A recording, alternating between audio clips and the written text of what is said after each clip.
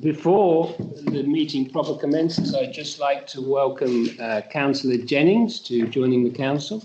It's very good to see you. On this side, I would just like to read out the following. Bude-Stratton Council has signed the NAUC Civility and Respect Pledge. Civility and respect should be at the heart of public life, and good governance is fundamental to ensuring an effective and full functioning democracy at all levels. The intimidation, abuse, bullying and harassment of councillors, clerks and council staff in person or online is unacceptable, whether by councillors, clerks, council staff or public members. Any person judged by the chair of the meeting to have breached this rule may be asked to apologise, withdraw their statement and or leave the meeting. That all having been said, we now move immediately to public participation. Members of the public are invited to comment on matters within the parish. I will simply go this way round. So, madam, have you something to say?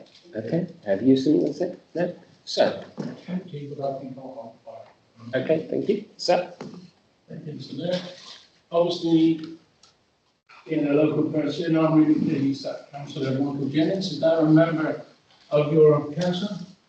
For many years, he's been a vociferous applier of comments to the council, which he's entitled to do. And I didn't realise that his Christian name was Michael. When I spoke to him. He prefers authority, which is his choice. He's always been known as that. He's always lived and worked in the same, so I think it would be an appropriate addition to your council, Mr. Mayor. So I've got a couple of other things. Item 16, which is a request from the Dean Arsan Market for an additional market during the half term. I would imagine they're asking for a Wednesday, because in the winter months they don't work on Saturday. And the reason I have an interest is on a Saturday, I always have passes. And sometimes a such as drop. So if you like pasties, there's the place to go. The other thing is item 19, which is any councillor yet agreed to be the lead councillor for transport? I doubt it.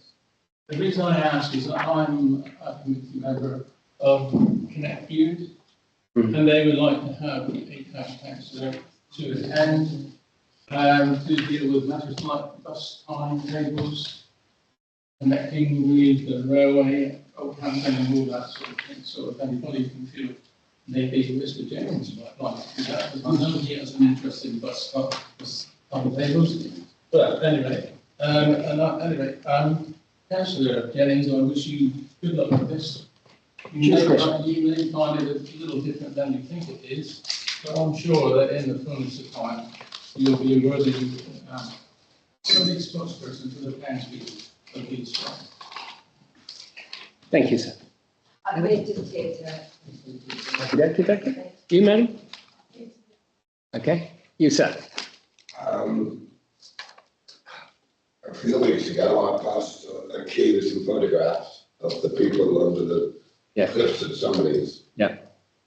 Right uptight in the worst possible places. Baby tents, kids climbing over the rocks that have fallen this year. I know you all haven't seen those photographs, but is there anything the town council can do to give Cornwall Council a bit of a push and do something more effective than just put up a sign? As the photographs show, the signs are doing no good. Has anyone seen the photographs? Has anybody seen the stick? Or has anyone been down there to look for themselves? Who's got the stick? I have the stick. It's on my kitchen work surface. You still got it? Yes. Sorry, I should have circulated to other council. I do apologise. I've had other things on my mind, I'm afraid. Yes, No, but not that. brace yourself. I mean, make a... In principle, then, you can take my word for it. There are every sunny day, every day, there are people under those cliffs. And they are Even dangerous. after the signs have gone Yes, they are, and they are very dangerous. I do take your point. Yes, and I think it's something that we can look at. But I can't give you an answer at this No, point. I didn't expect that. We just still got a nice kitchen top. You, sir. Oh, thank you. Good evening, councillors and members of the public. This building of 140 luxury chalets on the field between Stratton and Bude is the only field left. So that would join Stratton to Bude. And I hear that they're going to build on where the car boot sale is and everything. And all this planning should be stopped because there will be no fields left in this area. And I know the council are against this 140. But the thing is that the Borough Council is pressurised by the government to build more houses where more people can live. Well, they're not. I'm not against people coming here to live, but there's far too many here, and we've had a lot of crime going on. Yeah, a terrific lot of crime since those were built at Binamy and that. Yeah, I agree. I mean, you know, more houses puts massive pressure on what infrastructure we've got and the rest. We haven't got the jobs, we haven't got the infrastructure. Yes. I think you make very good points. I think Councillor O'Sullivan would like to make a comment. Yeah, it is a very relevant issue, and neighbourhood development plans are very much in the news at the moment locally. Mount Church and Comstock. This is going to be a huge test of the concept of neighbourhood development planning, because the Bude-Stratton development plan makes clear that the council wishes to maintain space between the settlements of Prestbury Popple and Bude-Stratton. If this development goes ahead, it will drive coach and horses through the whole concept of neighbourhood development planning. Well, I've spoken because right opposite where I live, they want to build 28 houses in those fields at Howes Bridge. And I've been on the Cornwall County Council to appeal against it because of flood in Stratton. Because the fields absorb the rain and slow it down. Yeah. But when you've got tarmac, concrete, roofs, guttering, and everything, and that little stream where that young girl got drowned will be like a massive river. Yeah. If they develop them fields, because they're all sloping from Greenaway down to Stratton.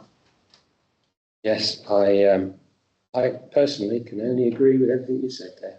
Yeah. Thank you. Yeah. You, madam, would you like to say something? No, Okay. You, sir? No, just. Okay. Well, in that case, that is the end of the public participation. So number one on our agenda is to receive apologies and accept the reasons for non-attendance. I've got apologies from Councillor Dorr for work reasons and Councillor Quinton for personal reasons. Am I right in thinking that Councillor Dorr might be able to make... There's a possibility that he may yet make it. Okay. Okay. So, there we go. Do we have to accept those apologies? I can never remember at this stage. I think we should, yes. Okay, I propose that we accept those apologies. Can I have a seconder? Thank you, Councillor Colwell. All those in favour? Thank you. Okay. Right. To receive any declarations of interest on items on the agenda and agree any dispensations. Ooh, there's several hands. Okay, ooh, several. Okay. Councillor Aylesbury-Watkins, sorry. My wife works at the castle and I am a trader at Bude-Stratton Market. Okay. And that is in connection with? Item 16, I think it is. Okay. And obviously finances, I abstain from due to the fact that my wife works at the castle. So. Okay. Thank you. Councillor Colwell. As I've stated previously, I have a extended family member who has an interest in the wharf units. Okay, thank you. Councillor Lorraine Corrigan. it's number 10. Number 10. My day job, we funded one of the companies that's involved a charity. We funded some of their items. So I'd like to request dispensation. Okay. Did you hear that? So we have those requests for dispensations. I propose that we accept. Sorry. Can I clarify, is this a dispensation to speak and vote, or to speak and not vote, or? I'd like to speak and vote if possible. I consent. I consent. Sorry. Okay. I'm sorry, Councillor Alsbury-Watkins, I should have asked that as well. Do you intend to vote and or speak? I mean, I always abstain from voting in terms of finances when it's, you know, No, I don't think it's a things dispensation. like that are involved anyway, so I will abstain, but I didn't, No, it's not a request for a dispensation. no, It's a declaration. let you know, Declaration. Actually, won't be voting. but I won't vote, no. Sorry about that. And Councillor Colwell, do you intend to speak and or vote? Neither. So I vote that we accept those requests. Can I have a seconder? Thank you, Councillor Tang. All those in favour?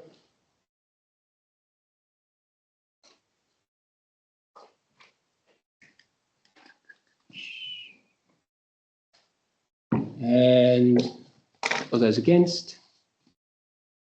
All those abstaining?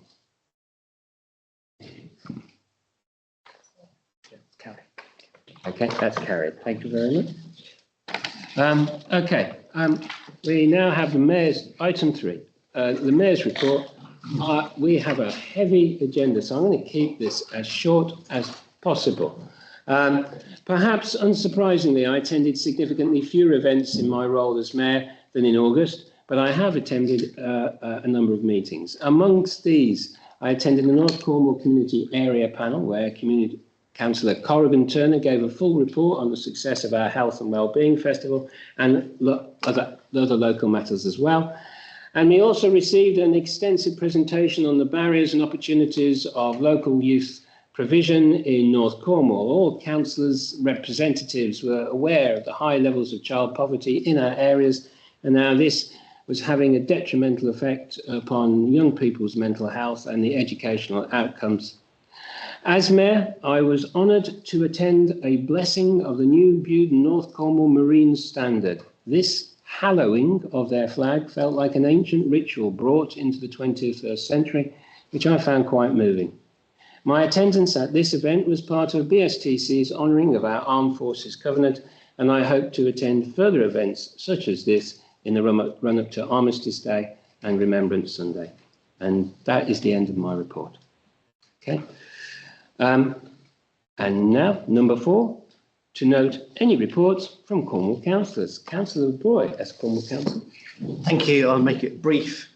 I can't actually get to Truro because I can't drive myself, and public transport, interestingly, can't get me there in time for meetings. So I've been trying to keep on top of all my casework and local issues, as I can still pick up a telephone and speak to people and walk around, so that's been great. By the time we come to our next council meeting, I think we're going to be literally days away from the waste collection changes. So everyone should have had the new wheelie bin or a sack arrive, along with the food recycling container and the inside caddy and the outside caddy. And you continue to use your other bags for cardboard, and it's like metal and plastic and paper. But instead of being a weekly collection now it dots every other week, but through collection every week. But that's going to come into view in force early November. I think the dates will be slightly different for everyone, but we'll literally be on the brink of it next time we have the meeting here.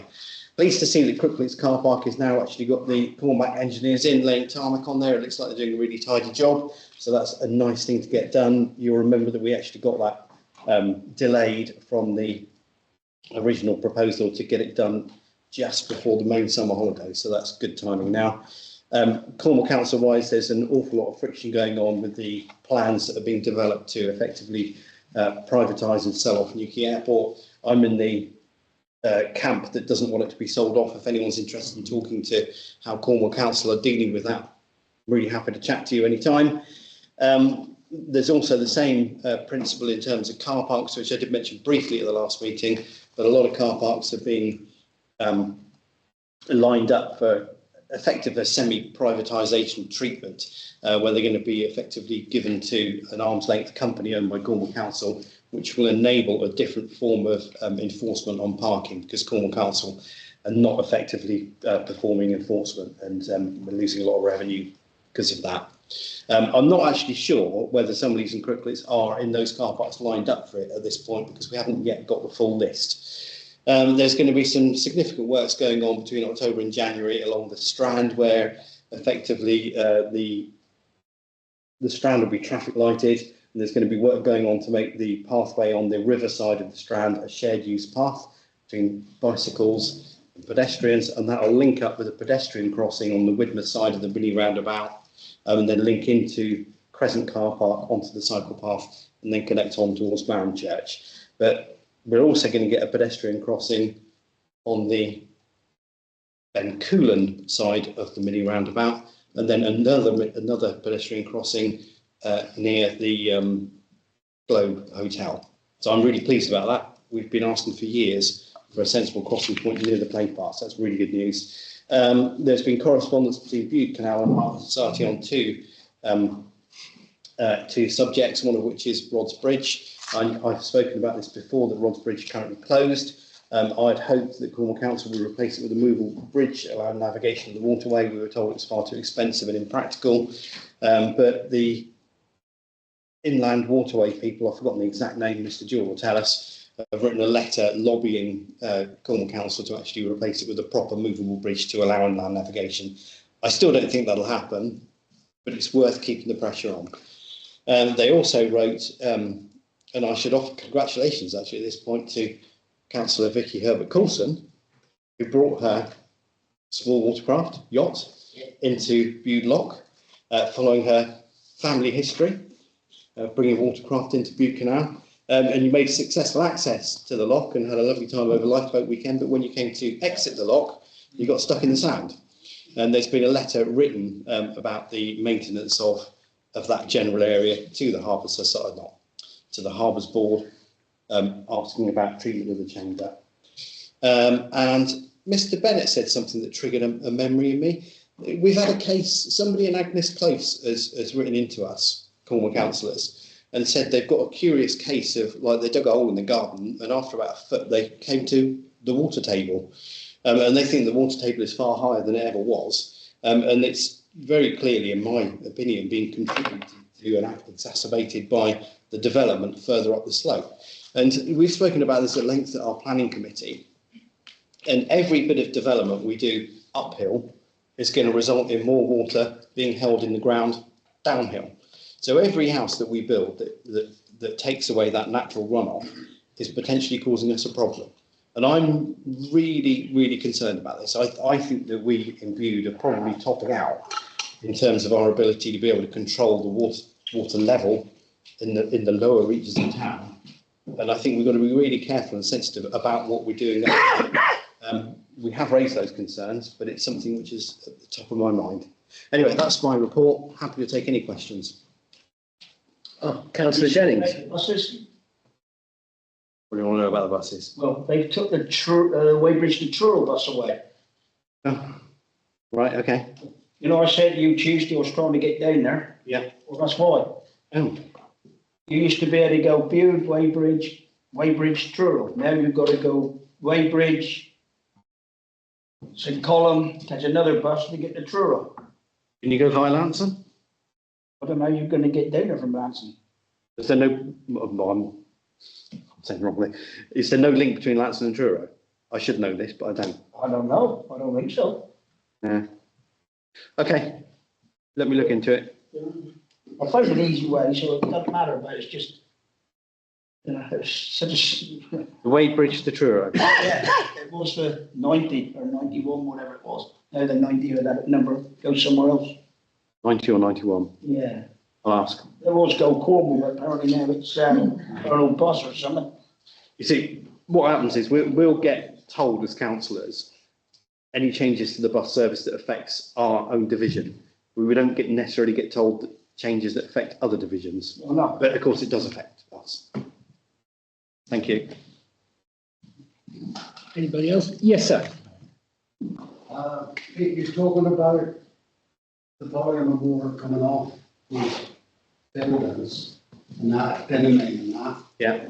And they said that they built these two big catchments at the back to catch all the water from the houses. Well, I heard that there's a lot of trees growing in them now, so it's not nowhere near so much water being held in there.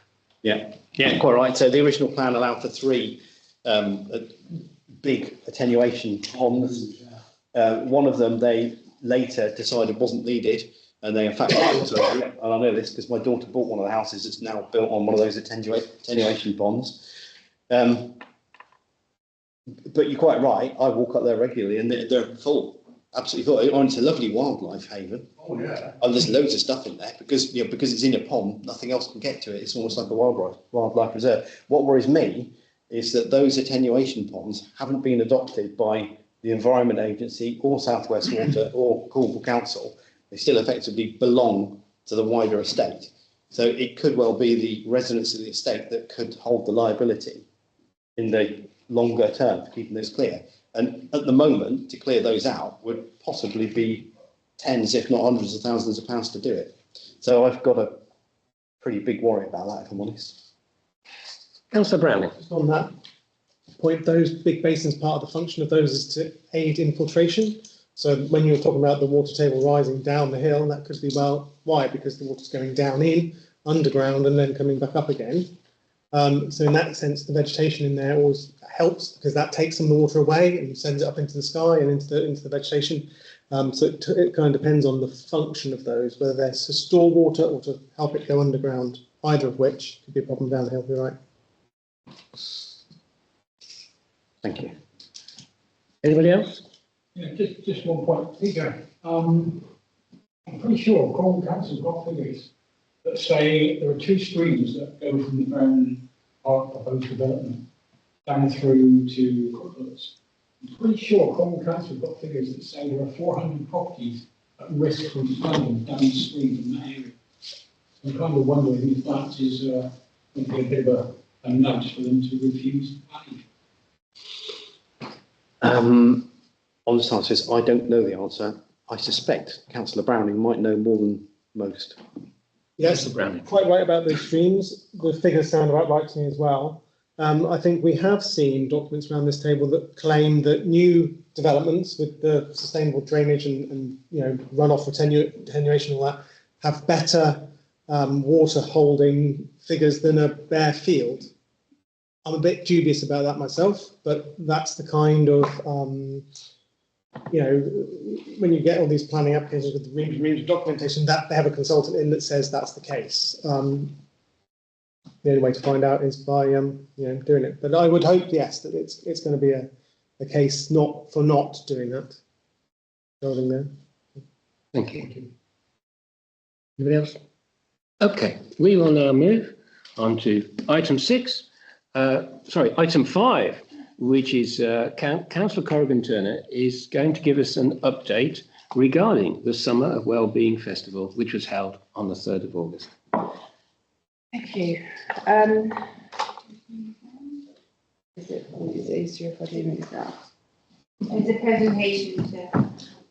I will rush through this because I understand that the agenda is rather large, so I will go very quickly.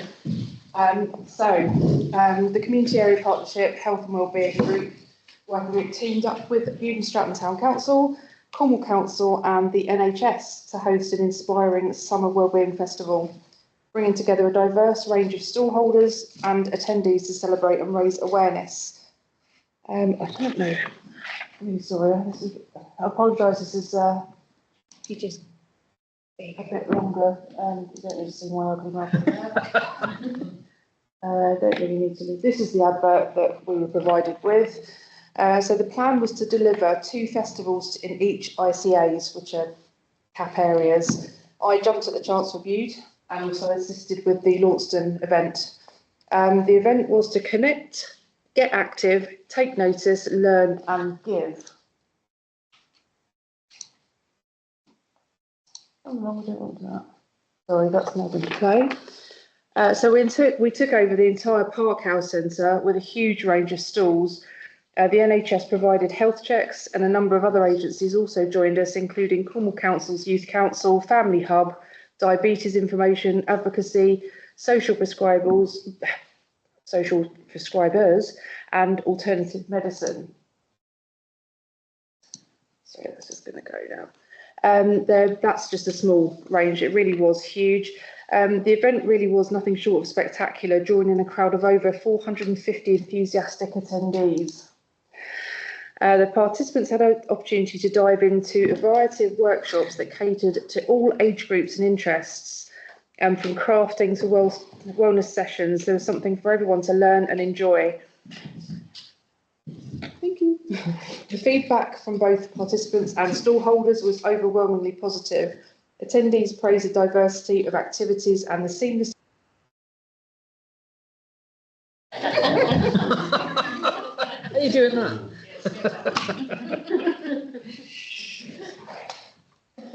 Sorry, forgot about that bit. Yeah, me too.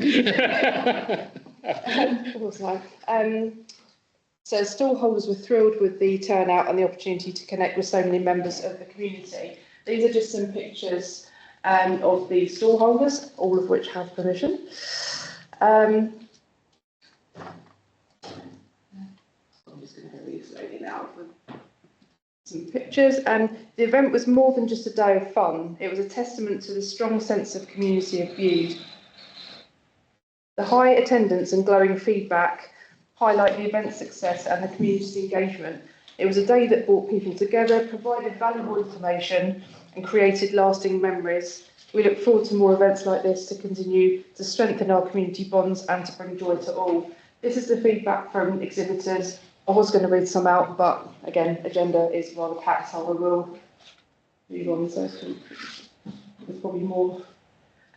We had lots of people attend that have learning disabilities. That's why I'm doing my day job. They also had stalls and really enjoyed it. These are comments from the attendees. There's some very nice things, and it really was a fantastic event.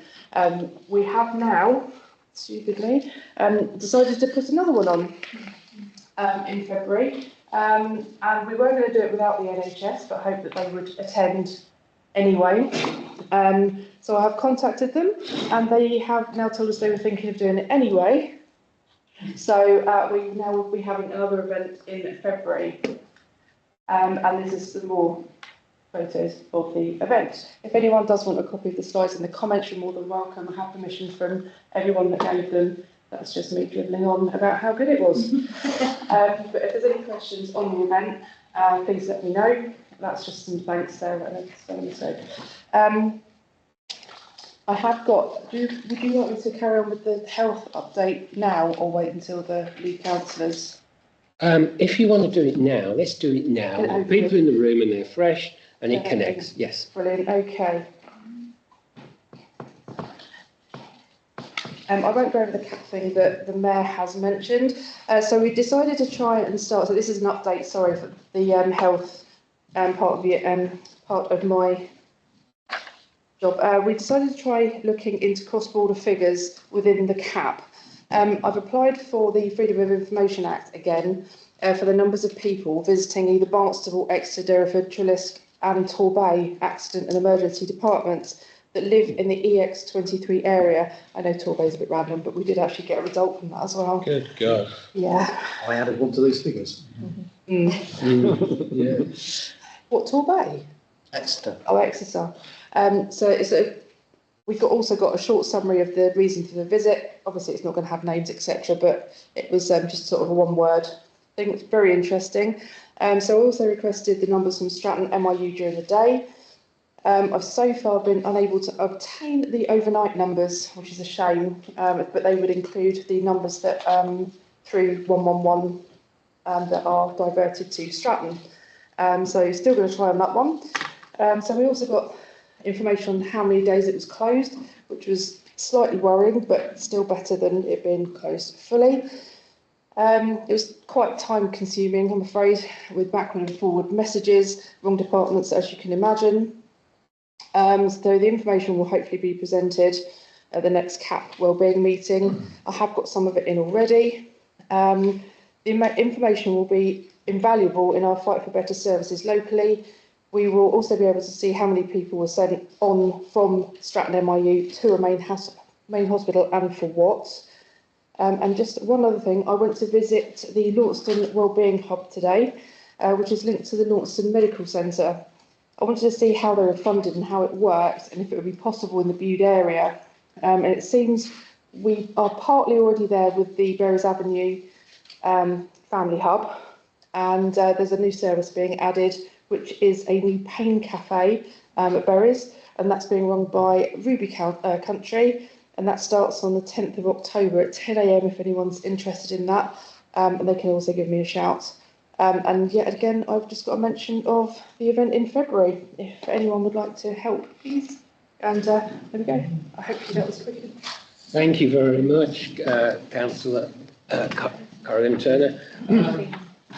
I must say, as you could see, I attended and it was absolutely great. I mean, it was really a buzzing feeling, and I look forward to the one in February. Thank you very much. Okay, we now move on to item 6, which is where we go through the various minutes and resolve various things coming out of them. So 6A is the full council to approve the minutes of the meeting held on the 5th of September 2024. Councillor O'Sullivan. I'd like to propose the approval of those minutes subject to the following addition. To add to item FC/157/24 that the following be added. During the course of the discussion, Councillor O'Sullivan reminded councillors that he had raised valid concerns 3 years ago, which he felt had been dismissed at the time.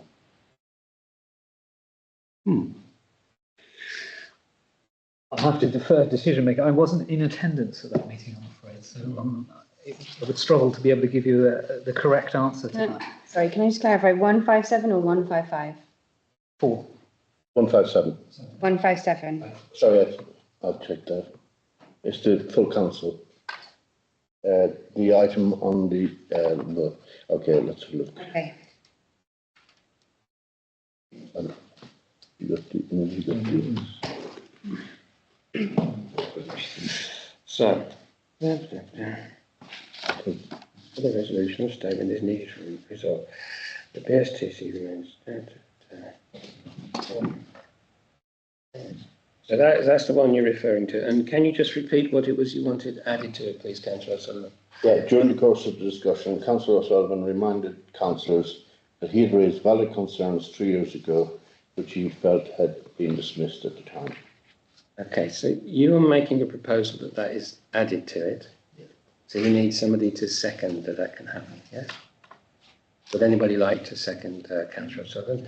Councillor Moores? Okay, so we've now had a seconder. So the proposal, therefore, is that we accept the minutes of full council for the 5th of September with that addition. Okay. Sorry?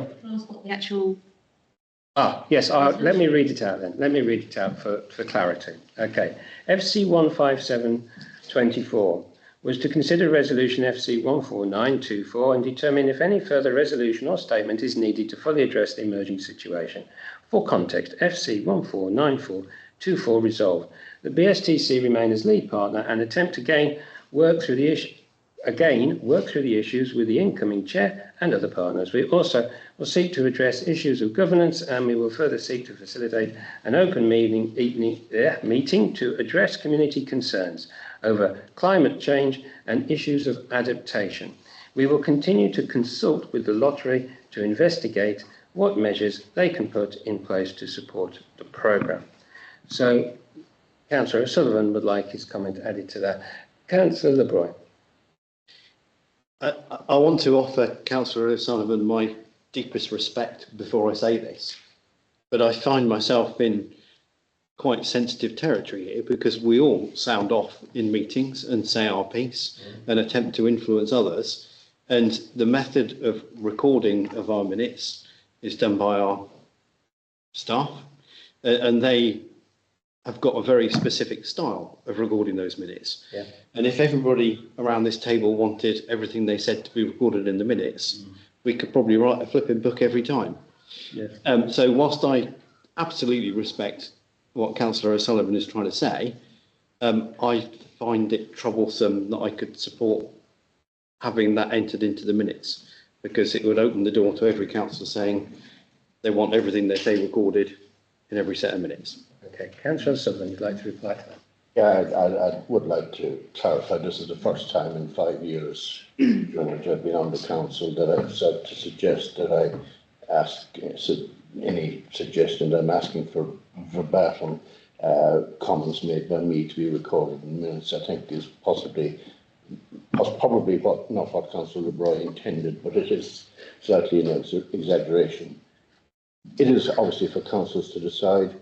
I feel it's reasonable to ask for this, and also, of course, it's the responsibility of the staff to draw up the draft minutes. It is for the councillors to decide the final version of the minutes. That distinction needs to be understood. So it is perfectly reasonable for a councillor to ask for an amendment or an addition, and that's the context in which I'm asking for this addition. Councillor Colwell. I'm relatively relaxed about Councillor O'Sullivan and the change that he's proposing, but I would also say that we are in a more technologically advanced state, and we do have a full recording of the council proceedings. And my recollection is that that discussion took place within an open session that was recorded.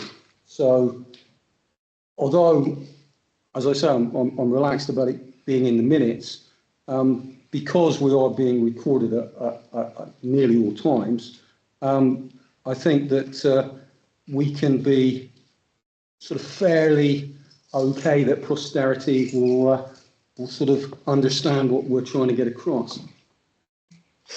Okay, Councillor O'Sullivan, you'd like to reply? I will repeat, it's for councillors to decide, but the legal record of what transpires at town council meetings is the minutes, not in the recording.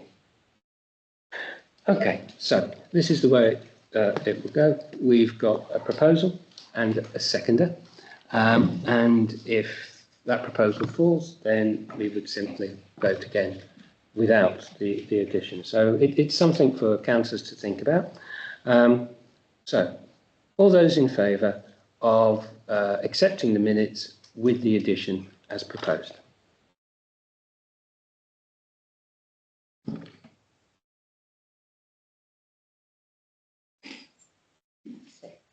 Thank you. All those against?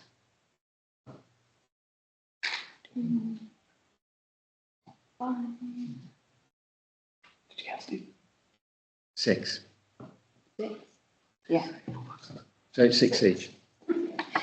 6. All those abstaining?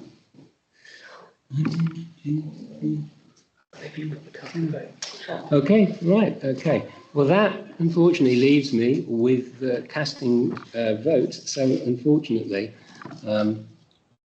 really the reasons I listened to Councillor LeBroy on this, and I think I need to err on this occasion on the side of caution, and I will vote against. So my casting vote is against. Okay. Again, no disrespect to you, Councillor O'Sullivan, but that's the reasons why I'm voting against. As I said, it's for councillors to decide. You need to vote to accept the minutes. You haven't accepted the. Okay, so the second one is therefore, can we vote to accept the minutes as written? All those in favour? You should have proposed it. Yeah. Oh, sorry. I apologise. I propose that we accept the minutes as written. Do I have a seconder? Councillor LeBroy. All those in favour? I'm getting ahead of myself there. I apologise. Again. All those against? All those abstaining? Right. Okay, so we move on from that. Now, the next one is committees. Yes, thank you. Committees, to receive and note the minutes of the committee meetings listed below. 1, planning committees, 11th and 25th of September. Can I have a proposer, please? I have a proposer. Thank you, councillor. Can I have a seconder? Thank you. All those in favour? 1, 2, 3, 4, 6, 7. Thank you. All those against? All those abstaining? It is carried. Number 2, facilities and environmental services, 12th of September 2024. Do I have a proposer? Yes, Councillor Colwell. Do I have a seconder? Thank you, councillor. All those in favour?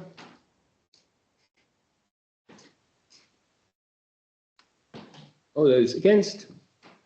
All those abstaining? That's carried. Corporate and Democratic Services, 19th of September 2024. Do I have a proposer? Thank you, Councillor Moores. Do I have a seconder? Thank you, Councillor Browning. All those in favour?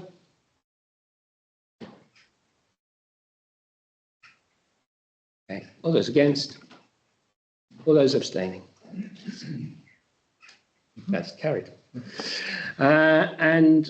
Finally, Cultural and Heritage Services Committee, 26th of September 2024. Do I have a proposer? Thank you, Councillor Browning. I haven't seen them. I haven't seen any minutes for that meeting.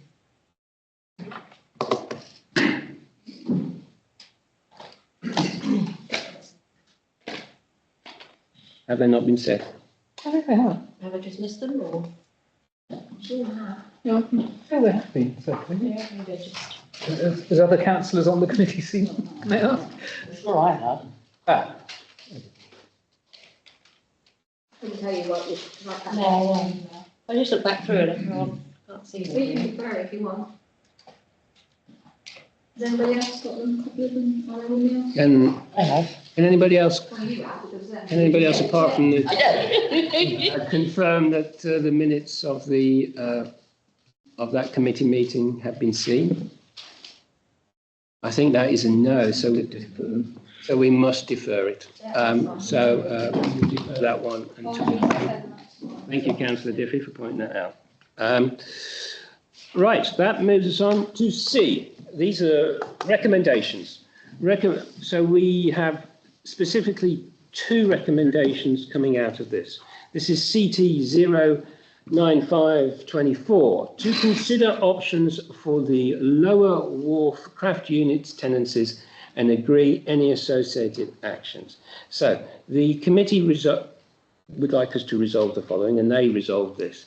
Resolved that the committee recommend to full council that BSTC continue with the leases on a 5-year rolling basis, keeping the existing rents in place, which are now RPI linked.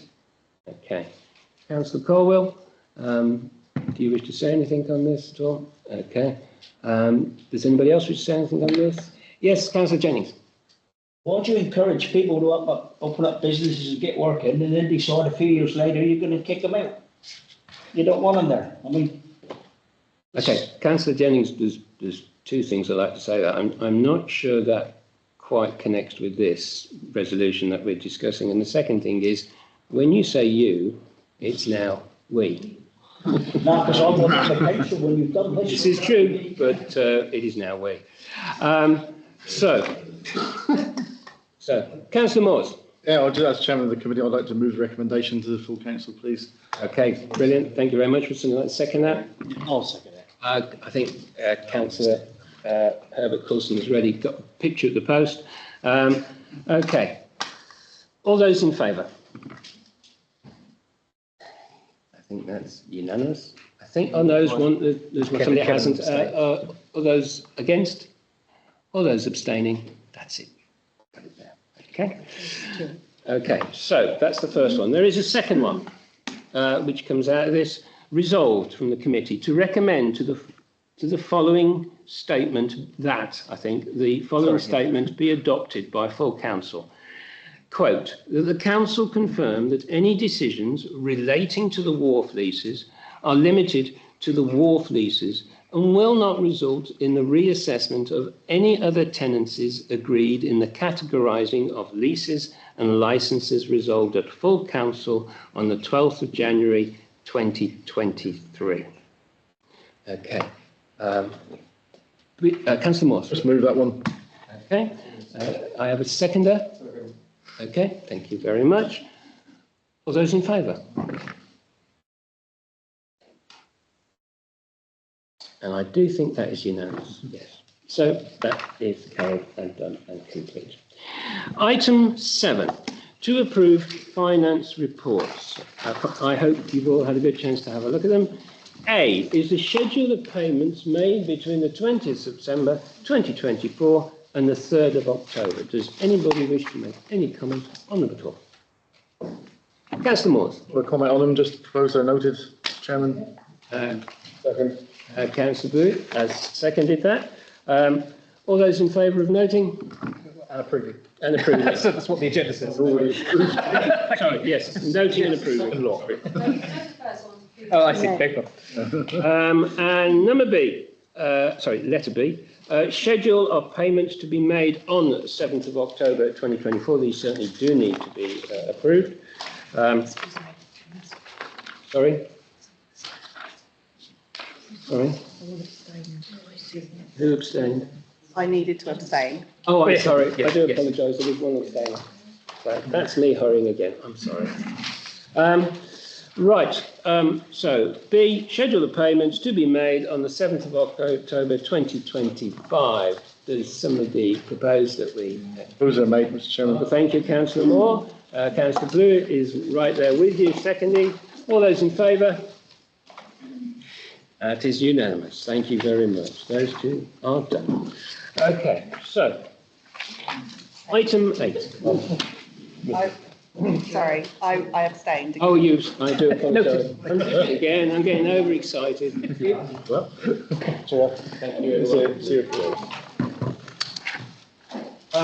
Councillors, I must apologise. You probably guessed what I'm trying to do is get through the first part as quick as possible, and I'm just going a bit too quick. Item 8, to receive a report regarding the maintenance of Stratton stores, Lord Courts, and approve any associated actions. I hope you've all seen the distributed report already, and we have particular associated actions with it. Just a question. It does say confidential on the paperwork, so I'm just curious as to, How we can... Yeah, how we can. Do you need to? Sorry? Do you want to explain? Or are you happy to? Well, the question was, much of this is confidential, so how can we discuss it? So the resolution is to approve for a new building survey, which obviously isn't confidential. So that's why it hasn't been taken into closed session. However, there are items that are pertinent to the tenants of the building, which are confidential, which are contained within that report. So I would urge you on the side of caution in terms of discussing those particulars. However, the resolution is to seek to appoint a new chartered surveyor for an updated building survey. In some ways, the thing that we're asked to approve, is quite straightforward. There are elements of the report, some elements of the report would be confidential, so we just have to be careful about that. All elements. Councillor Herbert Coulson, yes. Could I just say, I feel that we do need the full report,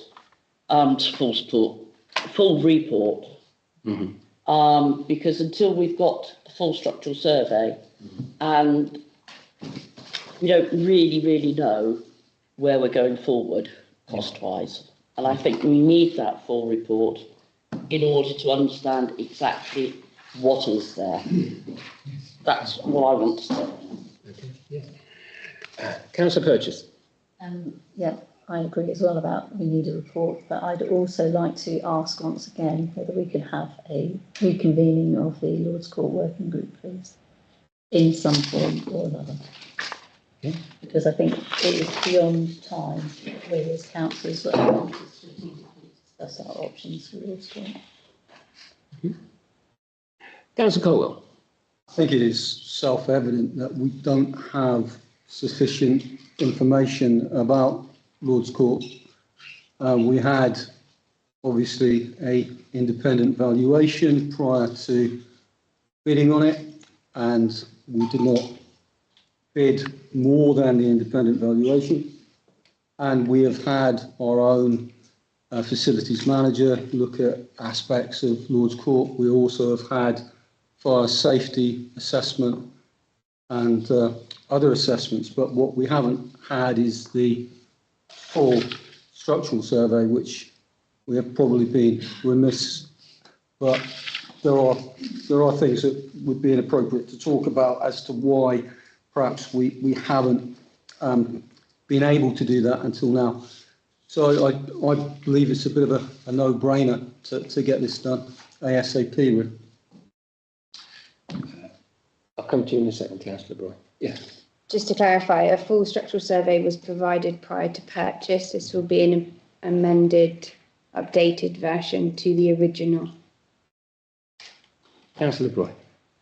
Well, on the basis that we have to go into our budgeting process imminently, I think this is now a time window that we need to get on with. I do agree with Councillor Purchase. Councillors need to get involved in longer term strategic thinking for this property, but I'm happy to propose the only option that we have, which is to instruct the structural surveyor at a cost of, are we allowed to say the figure out loud so the public can hear it? Are we allowed to do that? Yes, we are. £2,500. So I'll make that proposal. Okay. Councillor Purchase. I'd like to put an amendment to that proposal that, as well as that sentence, that the Lords Court Working Group is reconvened at the earliest opportunity in order to discuss strategic options for the building. Happy to accept. Okay. Councillor Hannah. Second. Councillor Moores. Before we take the vote, could I just ask, this isn't an update to the initial report, so it seems quite a lot of money for an update if the survey was carried out thoroughly in the first place. And perhaps you could expand on that. I mean, I don't know to what extent the first report was, how in depth it was, or it just seems quite a lot for someone to go and say, right, this is an update, la-di-da-di-da. Yeah. I can't say too much because... Yeah, so we are asking them to provide a cost as well at the same time. So there'll be a QS involved. All right. So it's not, rather than just telling us what needs doing, they would also tell us the estimated cost. Yeah, well, that explains it. If that had been put in the paper at the start, I wouldn't have asked that question. Thank you, Councillor. I'm here. Jennings. Is this survey, is that checking out for things like asbestos? I'm not an expert, but I would think it would be a thorough examination, a comprehensive examination of that property. Yes. I think, through Mr. Chair, that probably was already done with the initial one. So, yeah. But that would have been, that's a standard thing. Okay, thank you, councillors. We have a proposal and a seconder. All those in favour?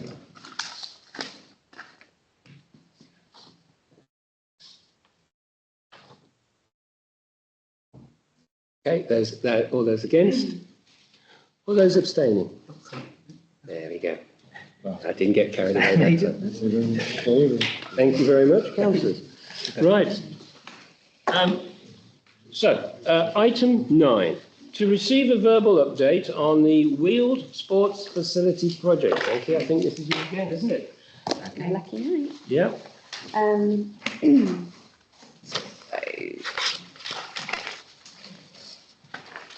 At the last C&D committee, a resolution was passed that 3 parcels of land that the council owned would be assessed by an independent ecologist to see if they meet the net gains required for offsetting for the skate park. Those assessments have taken place, and the ecologist has issued his report. So I just wanted to update you on the outputs of that and what that means. Unfortunately, none of the sites identified give us the net gains that are required for this development. The closest was the pitch and putt site, but the complexities of the different types of habitats at the location mean it isn't viable as an option. In part, this is due to the specific coastal grassland which needs to be replicated from the site that we're looking to develop. Attempting to replicate this is problematic. The habitat goal of achieving a moderate condition maritime grassland is hard to achieve and would require special agreement from the county ecologist. Any off-site compensation we propose should be clear, well-suited and achievable prior to planning, and our independent ecologist didn't feel that this site was any of those things. And he thinks it is unlikely that it would pass on that basis. Although providing off-site compensation is the preferred method after maximising on-site gains, the final resort of purchasing the required habitat units may be the most reasonable way to achieve the 10% net gains for this project. The complexities involved with creating maritime grassland are considerable and would require a 30-year commitment to manage, maintain and monitor the site. Although the cost may be considerable, I would suggest negotiating at planning stage for us to purchase the necessary gains if possible. On this basis, the planning application will be submitted with a view of obtaining the net gains via purchasing them off-site. For those who weren't at the committee, we don't have a definitive figure until planning has been submitted. However, it's been calculated somewhere in the region and between £20,000 and £60,000 for the size of the habitat units that we require. So this would be on top of our existing budget for the project. So that's your report? That's my report. Okay, do we have any further queries? All we have to do is receive that report. Councillor O'Sullivan first and then Councillor Broy. Yeah, well, it was suggested that the issue of the crowdfunder, that this cut the money at the committee meeting, was suggested that this might be appropriate, that crowdfunding might be an appropriate way of raising the funding for the purchasing the habitat units. Habitat, yeah. Units. So that'd be a specific ask. Yes, specific ask, yeah, and it could be, launched whenever decision is made and specific target for a specific purpose. Yeah. Councillor Broy and Councillor Cobler. Through you, Chair, I just wanted to double check that we had exercised the options that I thought we'd identified, but amongst them, I thought that we'd said the land at Mayor Gardens, which is the land immediately north of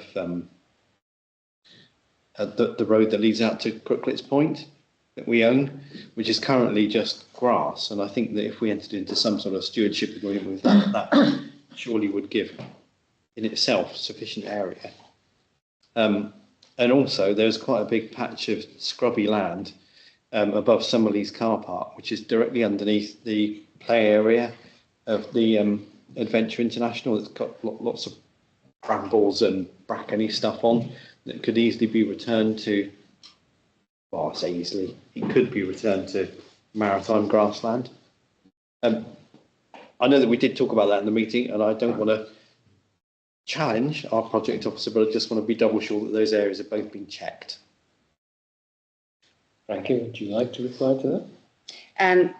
Yes, they have. So the area, so I can go through each area if you would like. So one area was Stamford Hill. It's too far away from the location to be able to replicate coastal marine grassland. The scrubland, this is very without the detail in front of me, unfortunately, the scrubland at Summerlees, we wouldn't be able to replicate, the ecologists felt, given that what needs to happen there is that the brambles are removed for the ecology underneath that is naturally occurring there to regrow. That wouldn't be coastal grassland, so we would be having to destroy another habitat, which would reduce our net gains even further. And the similar situation with Mare Gardens and the Pitch and Putt is that those sites both have 2 to 3 different types of habitat in the area that we would require. So we would have to destroy some to produce others, and every time you destroy some, you reduce your net gains. The difficulty, as I said, lies because trying to replicate maritime grassland is particularly hard. It's probably one of the hardest things to do. Okay, thank you. Councillor Colwell. It seems to me, I don't know where this ecological net gain came from, but it looks as if we're stuck in a sort of unintended consequence, because we don't seem to be able to provide, in the land holding that we have, this particular habitat.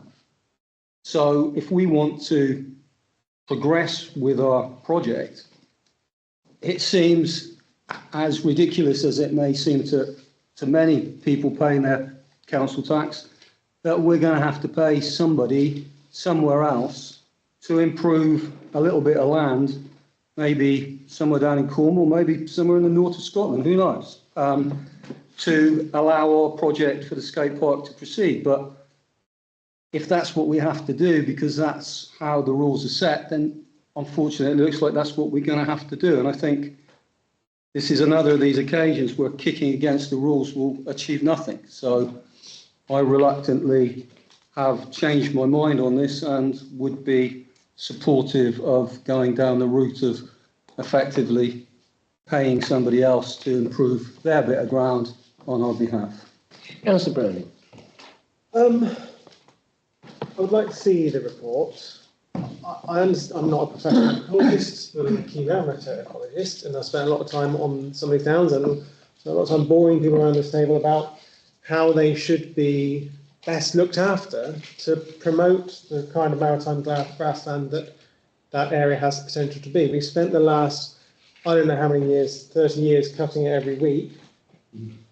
Seems incredible to me that almost the moment we introduced a land management plan to restore the majority of the downs to its natural glory as maritime grassland, the postage stamp size that we are going to build a skate park on is the bit that's going to cost us tens of thousands of pounds to have replicated elsewhere.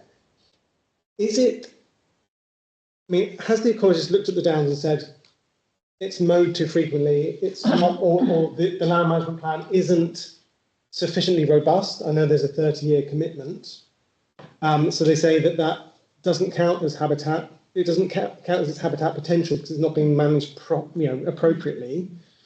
Or is it truly, even if that habitat was managed to the best of its natural, what's its name, it isn't the same as what they're looking for just over the other side? So I think the difficulty with this is we're trying to replicate one of the most, from an ecological perspective, high value piece of land on land which is already accredited as high value.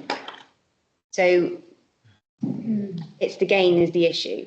So if we have a piece of land that has a very low ecological value that we can produce the high value land on to obtain the net gains, then we would succeed. But the problem is the land that we own is already really good in the simplest of terms.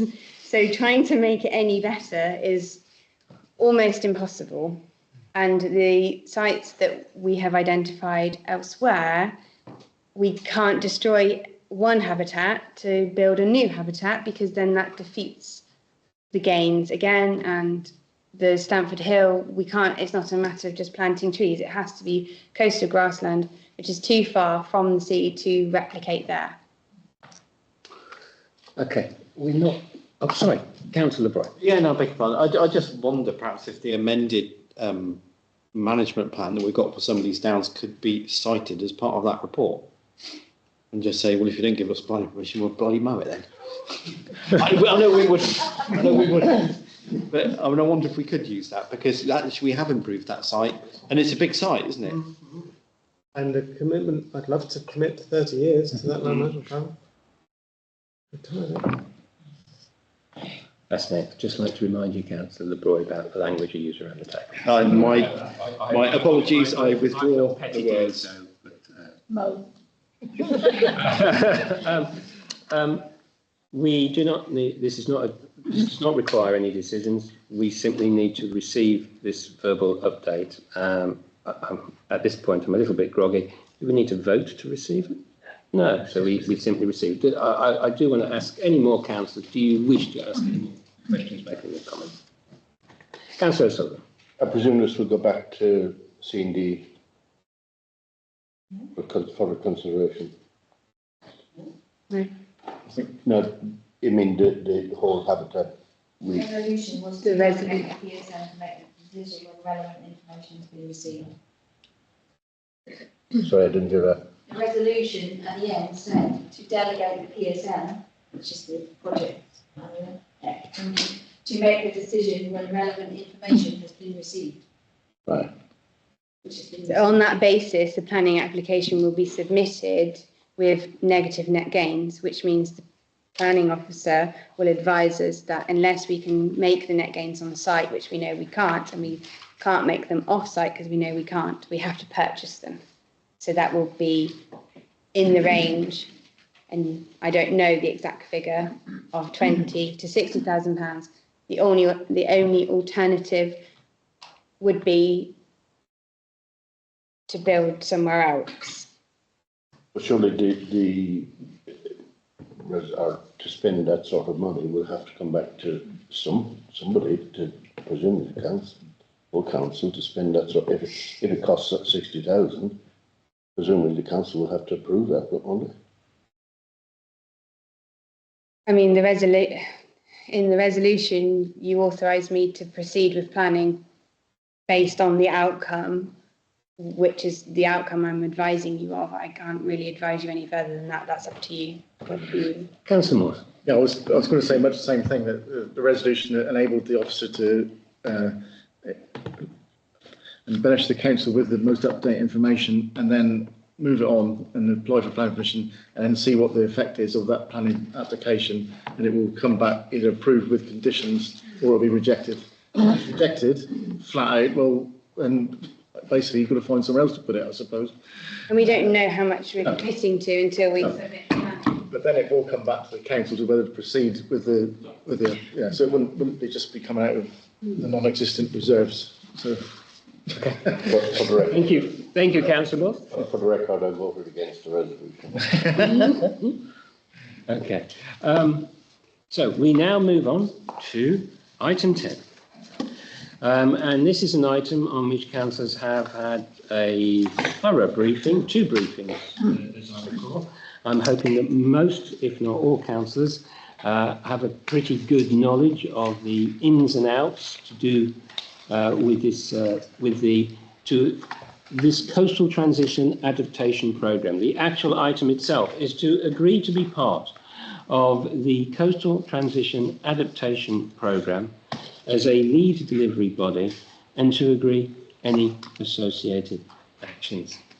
And I'd like to thank Frankie for taking up 2 hours of my life on earlier this week for a very thorough briefing, and enabled many questions to be asked and many people to think about the various complexities of this issue. Is there anything you would like to add? Yeah, so obviously I think all bar perhaps 2 members attended the briefing. Just for those of you that weren't, the project is looking to bring £3 million into the Bude area.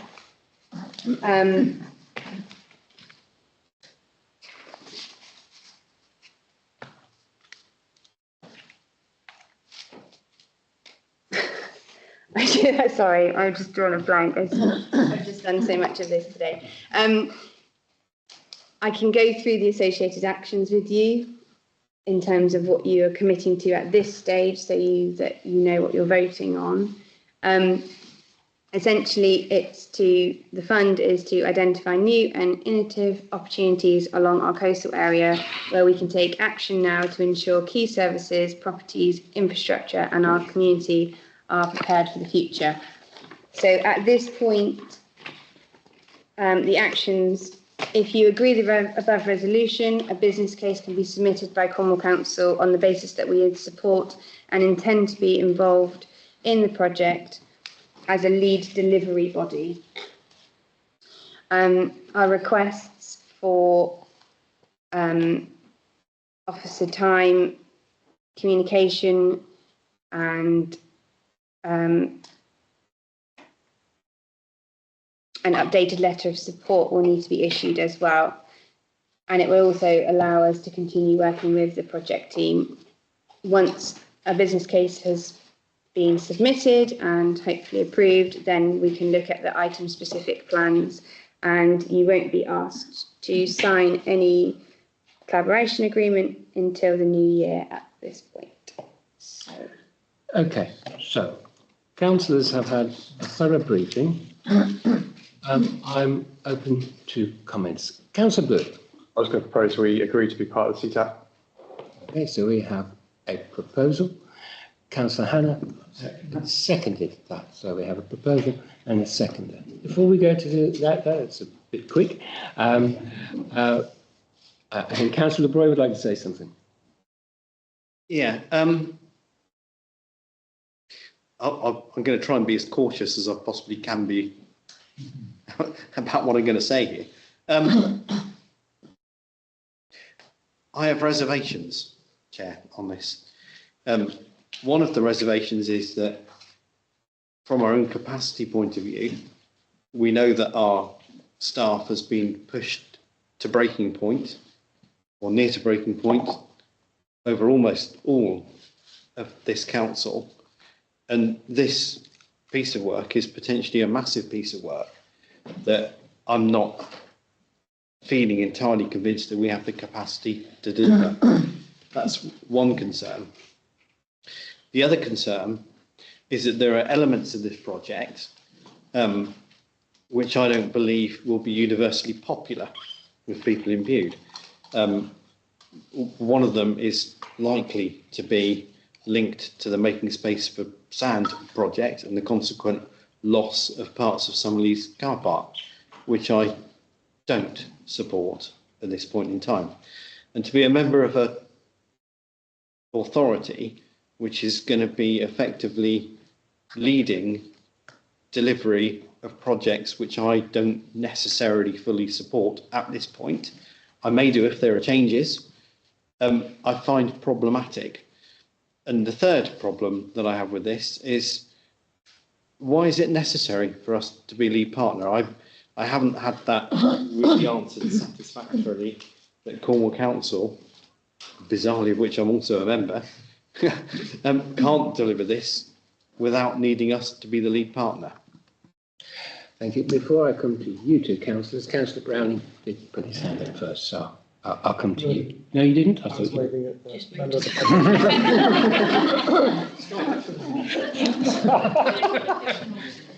In which case, I will go to Councillor Deering. So it was explained really thoroughly and clearly to us the other evening in a 2.5-hour briefing, why it's really important for us to be the lead partner here. And it kind of hinges on us being a major landholder on that coastal stretch that all of this money is potentially going to help our community and its resilience to climate change. So, yeah, I'm fully in support of this. And I just think that I completely understand Councillor LeBroy's reservations, but I would like to see us lean into being part of the conversation so that those reservations could potentially be addressed within that process. I think to kind of close the door on this at this point would be really foolish, because it means that another community that is lining up behind us will, potentially get this money that we're being offered. We're at the front of the queue, and yeah, I think we all know the reasons that this needs to happen. So I'd hope that we could vote for this evening. Thank you. Councillor Culver. I wish we didn't have to do this. I really do.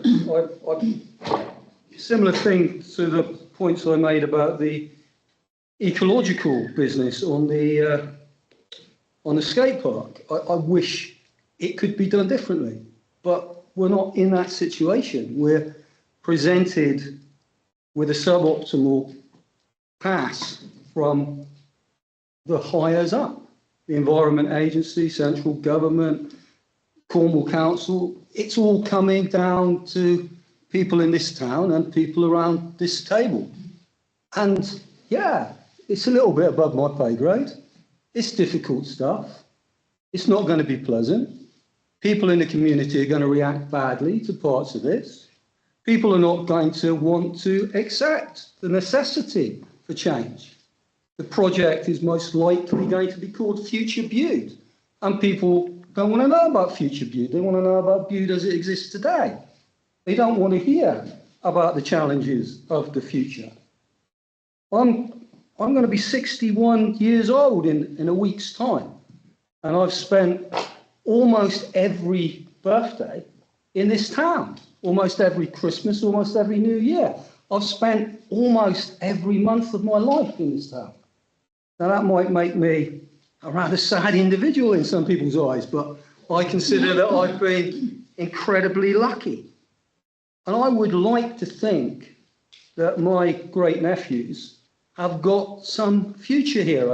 I'd like to think there was some future for this community. But to get to that future, we need to understand the challenges that we're likely to be facing. And we've got £3 million to have a look at those challenges and to have a look at things that we can do. And some of those things won't be contentious. They will be things like moving the lifeguard hut that's about to fall down on Crookless Beach. There will be things like bringing the coast path back.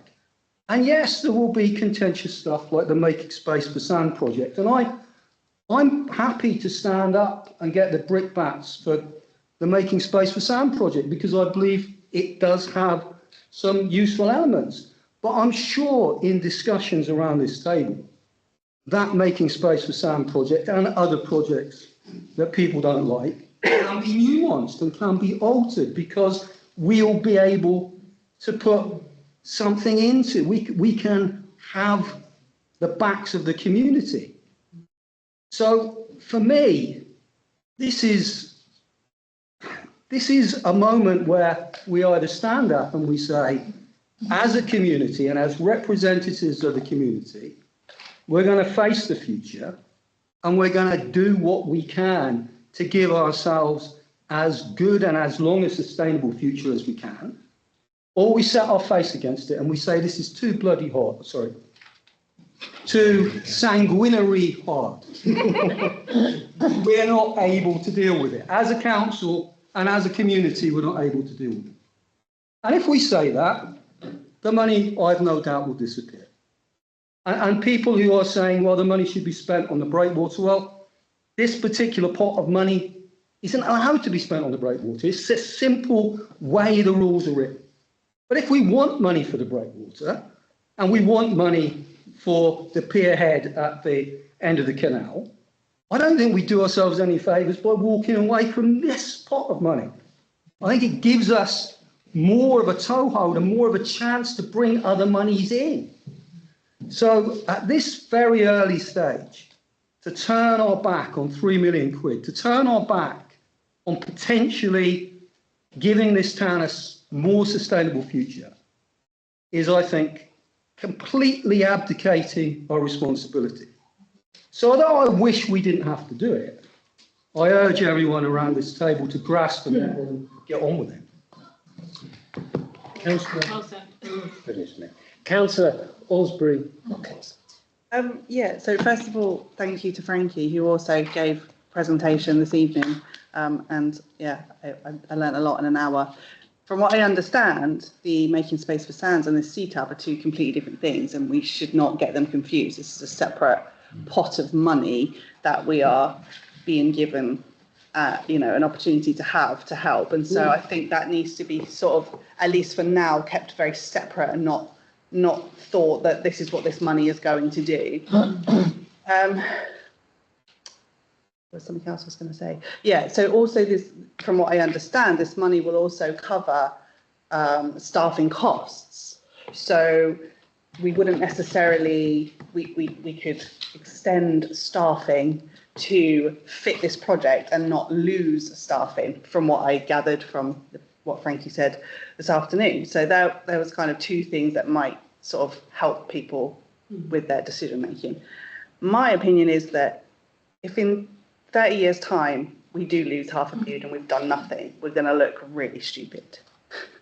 But if we've done something, at least we can say we had everything in place. We were prepared for every eventuality. And if it doesn't happen, then it doesn't happen. But at least we were prepared to. And we're being given this money to prepare for that. This isn't coming out of anybody's pockets. This is essentially not, I don't want to say free money, but it is. They're giving us this money to put things in place to help protect this town. And I think it would be, at this stage, it would be really silly for us to say no. Thank you. Councillor Herbert Coulson and then Councillor Tay. This CTAP project was started running from something like 2022 to 2027. We're towards the tail end of 2024 and we're suddenly being asked to become a lead partner. Now, that makes me wonder, was there another lead partner suggested previously that is no longer considered the right vehicle for this money to go through? There's parts of this all that I feel haven't been terribly well thought out. We have a hold the line policy, we have a managed realignment policy. Where exactly do those 2 points meet? And what are we going to do at that point where they meet? Is it Danny Bridge? Is it? I don't know. Which is why I say I feel that some of this hasn't been thought out properly. Could I answer that? I'm sorry to interrupt you, and please feel free to go. But at the 2-hour briefing, I do recall, I think I wrote it down, there was some discussion about the overlap of certain areas and how these lines were almost hypothetical lines. And there does tend to be some overlap with them. So on that particular point, I do remember the answer to that. Okay. To clarify. I attended what I could at the 2-hour briefing, and I also attended a further briefing this afternoon. But I didn't bring that particular question up at the time because the idea was to try and keep things short this afternoon. So I do feel some of this has not been thought out properly. And it clearly says that as part of it, we are taking on board the Making Space for Sound, which will have a big effect on Bude and possibly a big negative effect, which will also have repercussions back onto us as Bude-Stratton Town Council. So I have reservations there. And we're being told, and I feel like a teacher back at school, with the headmaster saying, we've got Ofsted coming next week. You've got to do this, you've got to do this. We've got Ofsted coming next week. Who are these other towns? We're told they're lining up for this £3 million. But who are they? We're not being told that. But at the same time with all this, and I have listened, and I'm not just being a dog in a manger, I think we have to go with it because we need to try and put some reason inside all this. We need to be a sensible voice within this. That is how I feel with it. Frankie, you wanted to clarify something, did you? You don't have to. I think, excuse me, continue with the remaining and then you can always pick up anything else after. Councillor Well, that might affect what, because I was going to ask, if appropriate, directly to the officers. Yeah. They felt because obviously Councillor LeBroy brought up the fact of the what's the word? Thank you, capacity. But I want to know from how the officers feel themselves. Is that the case? That's a difficult question but for it's done officers presumably. answer. So yeah. You don't have to answer it. You No. have a choice about whether you do or not. It's in your role as officer. I understand your need to maintain impartiality and the rest. I think that this project, by funding our time, can give us the capacity to grow where needed to accommodate the project without jeopardising our current projects that we have already agreed to take on. Thank you. Councillor Brownlee, then Councillor O'Sullivan. So I like Bude the way it is. Bude has always changed. Bude will continue to change, especially the coastline. It's a very dynamic part of the coast. My feeling on this is we're in a fortunate position almost to be the guinea pigs of this opportunity of managing coastal change. And the money gives us a lot of, well, brings us potentially a lot of capacity and expertise to do that to the best of our ability, and to improve our ability to do that along the way. Furthermore, I tend to think that this table is where as much of that decision making as possible should be made. We don't want to delegate that responsibility solely to the agencies, who should, well, Environment Agency and Cornwall Council, who we all know on various issues can be difficult to get information into and out of, have been in the past. So we don't want to be in that situation with the things that are most precious to us in our town. That's my fundamental feeling on this. I would also just say, the way I'm reading the item and the offer on the table is to be a lead delivery body, not the lead partner. There's quite a big difference, that a or the. It wouldn't make sense for us not to be a lead delivery body when we're talking about our part of the coast path, bits of our land. So for me, this gives us an equal share, a seat at the table where these decisions are being made and the allocating of that £3 million is being decided. Thank you. Councillor O'Sullivan. I don't have an awful lot to add to this other really, but I did just want to make a couple of points. And firstly was to agree with all those who have said what a fantastic presentation Frankie gave us on Tuesday evening, and one could not fail to be impressed by her infectious enthusiasm for undertaking the project. And just as a side issue, as you know, I have raised concerns previously about not being given enough information and having a feeling of being forced into a decision without it. And this is certainly an occasion when we have been given that information in a very comprehensive manner. And I've also, there's times when there are, some things that maybe don't need to be said, but actually it's quite good to hear them being said. And the other thing that I took from that briefing was the amount of times that Frankie emphasised that it was for councillors to make the decision, and in spite of her enthusiasm, her own enthusiasm for the project, and for me, it was reassuring for me to hear that. But so I'm not going to comment any other way other than I'm happy to support the programme. Excellent. Yeah, just to say I concur with Councillor Roy's concerns, but as we've heard from the officer concerned, primarily the officer concerned, it's not going to impact detrimentally on the council's other activities. And as Councillor Coulson said, you're better to be involved probably than not be involved. And it's a bit like leaving the European Union, whether you liked it or not, we're better in than out, because at least you had a voice. And if you're outside the room, you can't vote, you can't influence. You won't be able to perhaps change the direction of the Space for Sound project, but inside, some common sense might be able to be, put into the mix. And so for that reason, I would support it. I think it's all been proposed and seconded, isn't it? I'm just listening to the mood of the table, and it seems that perhaps my concerns are not being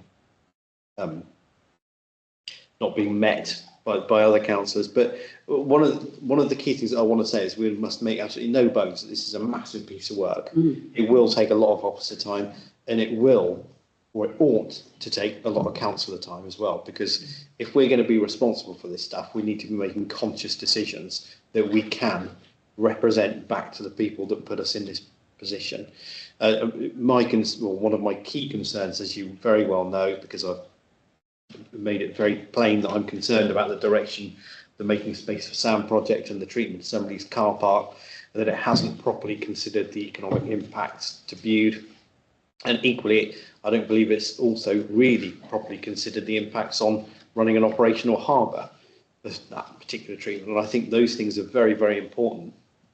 And I'll be pushing, if we accept this, very, very hard to make sure that a very thorough and much more work is done in that particular direction, because I've made enough noise about it and I'm not going to give up now.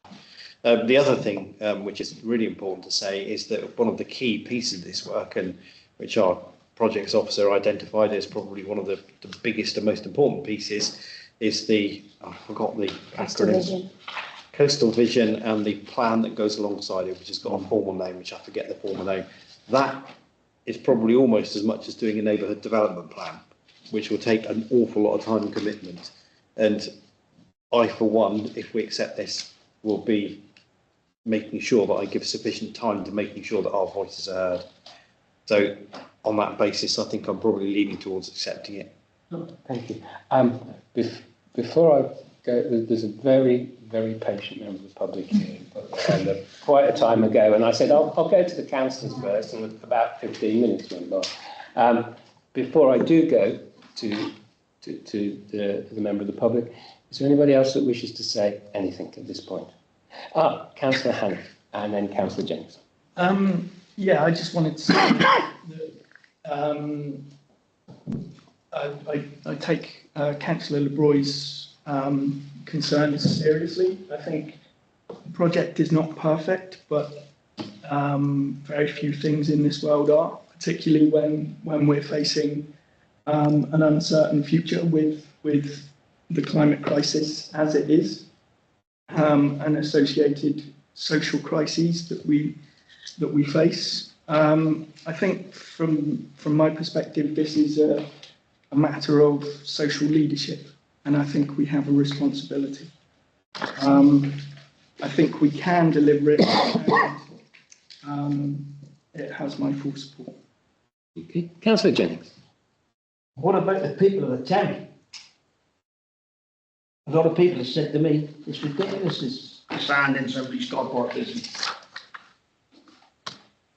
And what happens next May when they decide they won't rid of you lot because they're fed up with what's going on? I have to remind you, Councillor Jennings, what happens in May if they don't like us lot? They like me because I'm Well, I can't comment on that. Is there anybody else that would like to comment? Just on an amusing response to Councillor Jennings, that he effectively has the mandate of the public voice. So you are the public around this table. Well, I'm the one that they seem to speak to be honest. Well, then you must represent that view. It's also mine. And I've had dealings with that, whatever he's called, Jolene before. Okay, right, let's okay, Councillor Jennings, I don't think we can go down that route.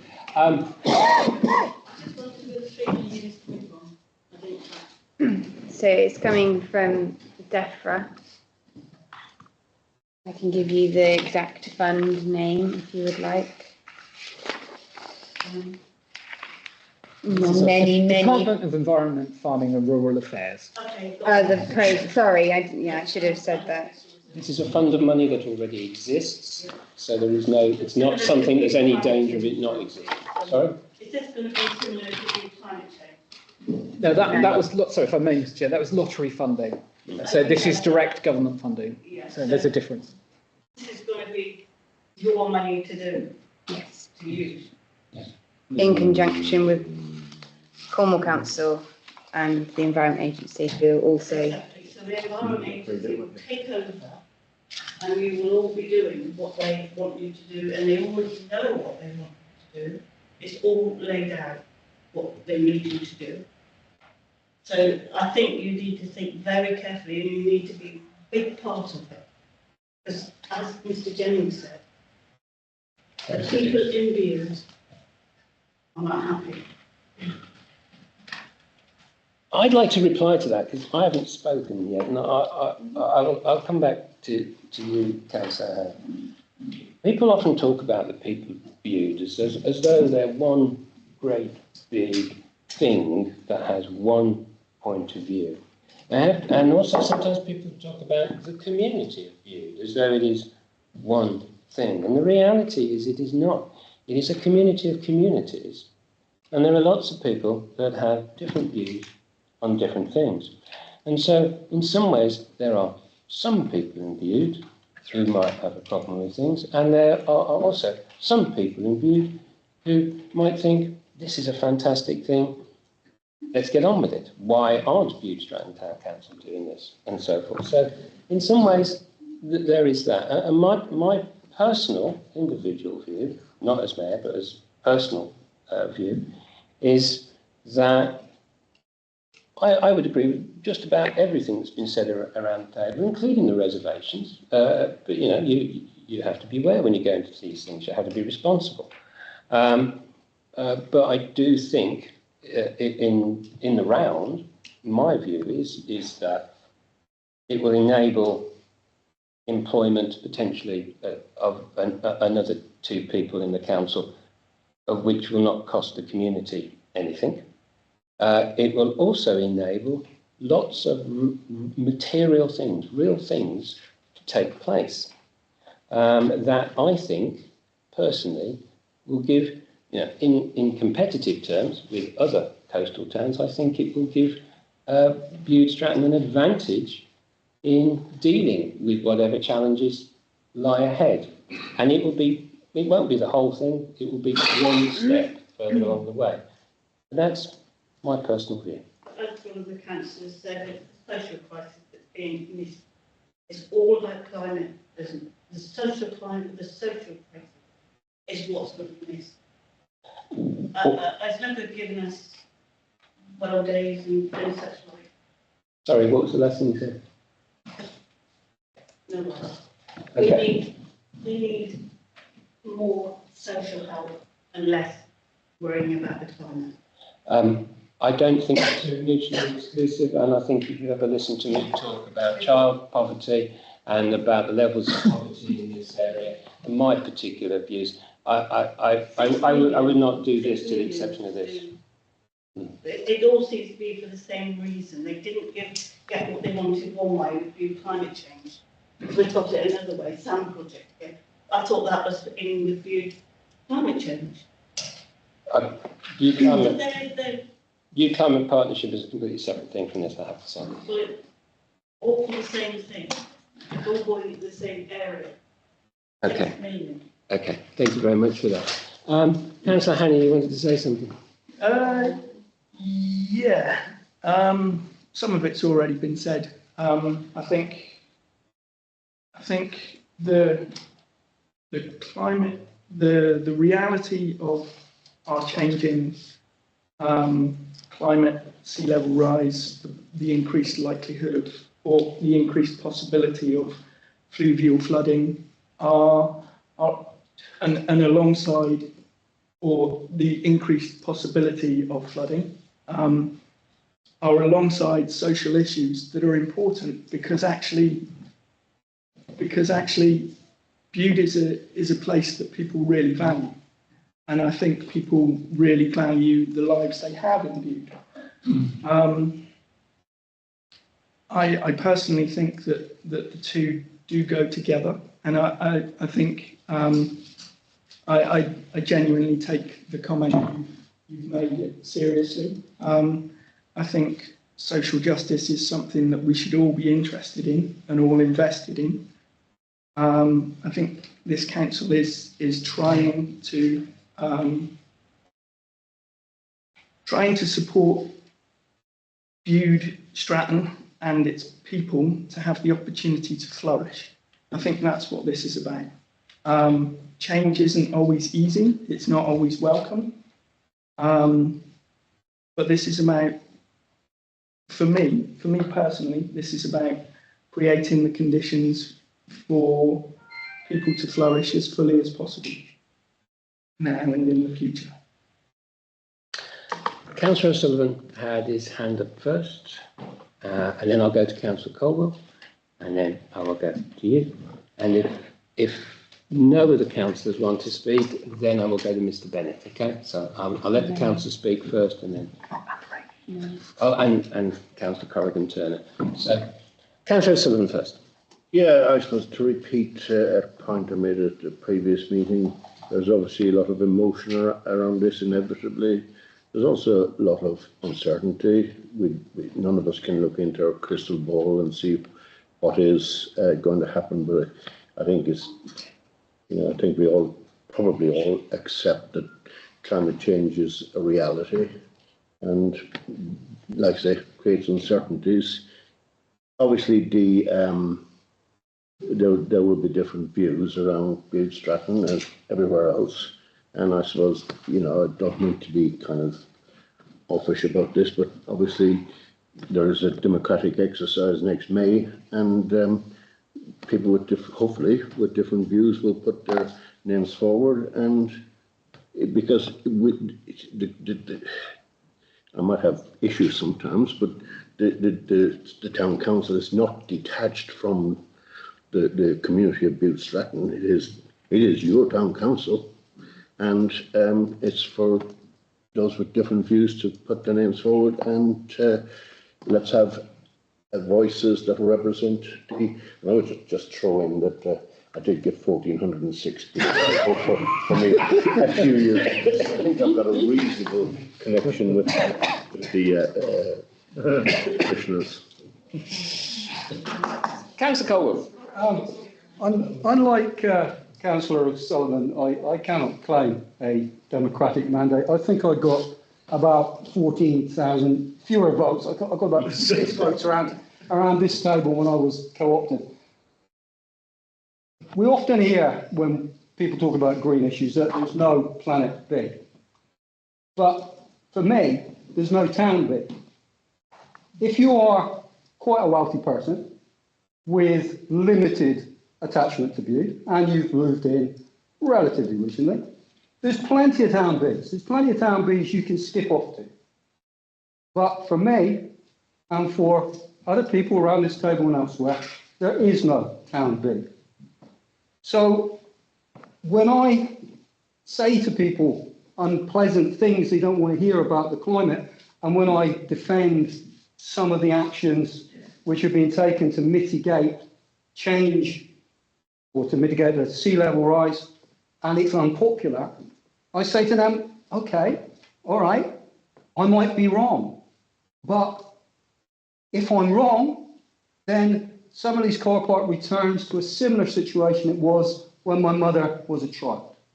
And Bude will have other ways of getting people to the beach. It isn't the end of the world. So we can have all these debates, and we can have the social justice debate, which I think many of us around this table are fully bought into. But don't believe it to be a sort of battle of some great green wokery against the poor old people of Bude who don't get their voices heard. It is not as simple as that. And many of the poor old bays from Bude are actually a little bit signed up to the green agenda themselves. Well, I'm a bit of me.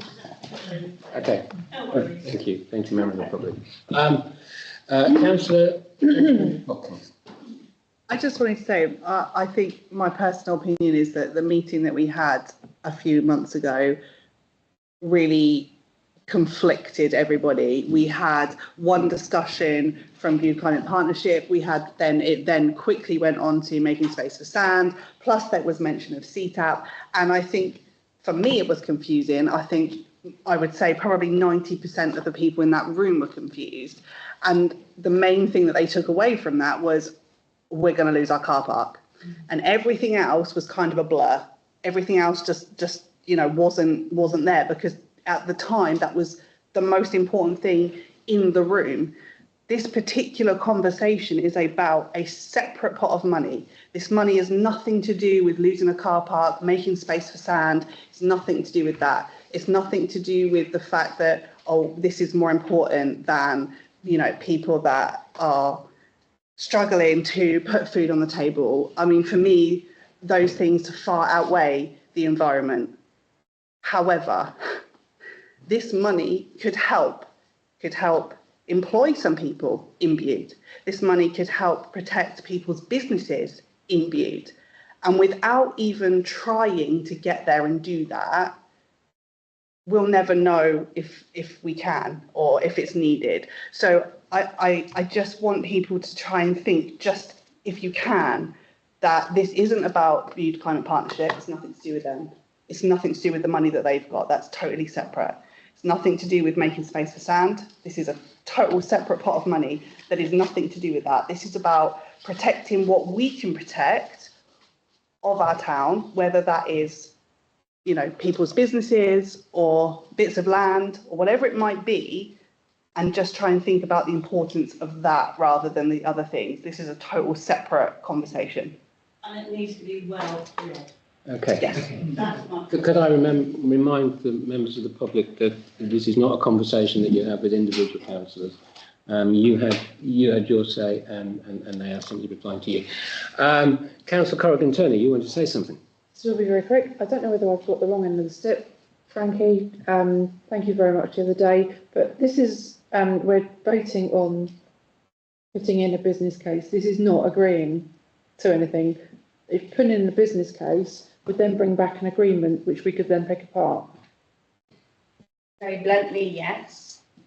We're agreeing to be part of a project which will allow Cornwall Council to submit the business case, which then, if approved by the EA, will then go to Cornwall Council for approval. At that point, we will then have a document on the table, which is where we would be signing. So we're not signing up anything now, so we're kind of arguing at the point that's not necessary. I don't necessarily think that's the case. I think it's important to have a discussion now, because if you agree, it would be then remiss to suddenly do a 360 at the point of the. I think you need to have the debate and air the concerns in advance. I think that's appropriate, but it doesn't. You're not signing on the dotted line today. Okay. Councillor Blewett, I think Councillor Herbert Coulson had a hand up first, so if you don't mind, I'll ask her to speak first, then you.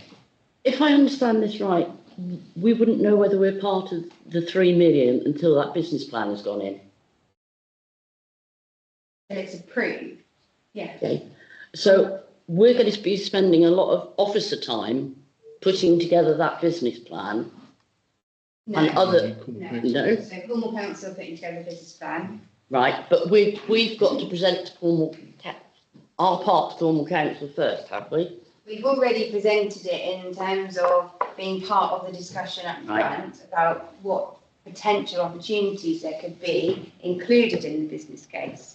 It's not for us to submit it. Okay. I'm not physically writing the business case. Right. No, because what I'm just concerned about is we've already seen the skate park sort of been pushed back, and now going to potentially cost us over 60,000 odd pounds more on the build.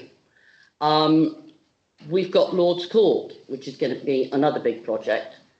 Would it be possible to actually structure in to our part of it and our say within it that we actually need more officer time than what you think at this stage, to make sure then that we are well and truly covered so that we can get Lord's Court fully up and running, we can get the skate park up and running. Yes, so just to be clear, the delays at the skate park and Lord's Court have not been affected by my involvement whatsoever in the discussions around CTAP. The delays are specific to that entire project in isolation. If this council requires additional officer support to be included in the business case, then that is something I would take back to Cornwall Council and ask them for. Okay, thank you. Councillor Blue. It's our lands, it's our coastline, and it's our future, and we at least need to be a passenger in that. And so I'll repropose that we agree to be a lead delivery body for CTAP. And I think we will vote on that very soon because, and I know you're going to re-second, aren't you? Before we go to that, because I suspect I'm making a judgment now that actually councillors have had a chance now to have their say. But I do want to go to two members of the public. Mr. Bennett first.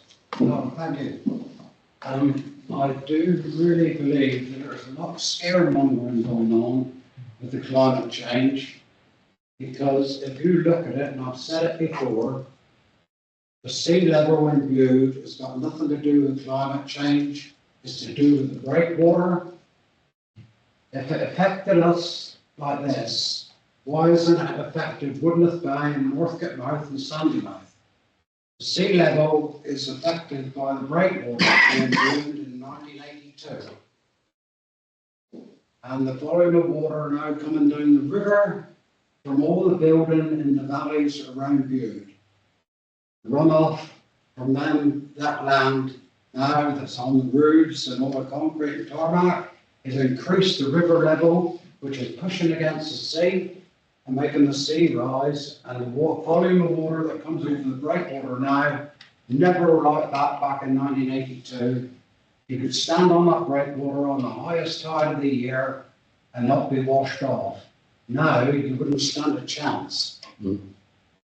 Thank you very much for that. You, sir. Yes, thank you. I just want to get one thing clear, because I, according to my notes, have heard contradicting things this evening. Now, you, sir, said that the CTAP is separate from the Climate Partnership. As far as I'm aware, the Climate Partnership is connected to the Climate Jury, which has a connection to the Making Space for Sand. And somebody, according to my notes here, said that taking on CTAP will imply taking on Making Space for Sand. So, which is it? I can answer that. Going forward, this is a project which involves us in this role. The climate jury, the work of the climate jury did attract the attention of, am I right, is it DEFRA or the Environment Agency? Certain bodies involved that, and in its existence, attracted the attention of the people who could provide these funds. So that is the link between the climate jury as a kind of as a kind of a thing that attracted this opportunity. But at this point, climate jury is finished. So at this point, this is about these bodies taking on these actions potentially from this fund. Okay, right. So we now have to make a vote. We have a proposal and we have a seconder. So basically, all those in favour of the proposal. 1, 2, 3, 4, 12, 13, 14. Okay. Okay. All those against? 1. All those abstaining? None. And therefore, that passes. Thank you very much. We now move on to, I'm going to have to tell you the sad news that the health and safety policy is not yet ready. I know, Deputy Clerk, you have sent this off for somebody to review it, to pick it apart, and to provide us with one that is suitable for our institution, but they have not yet returned it, so we're going to have to defer that. Okay? Yes, sir.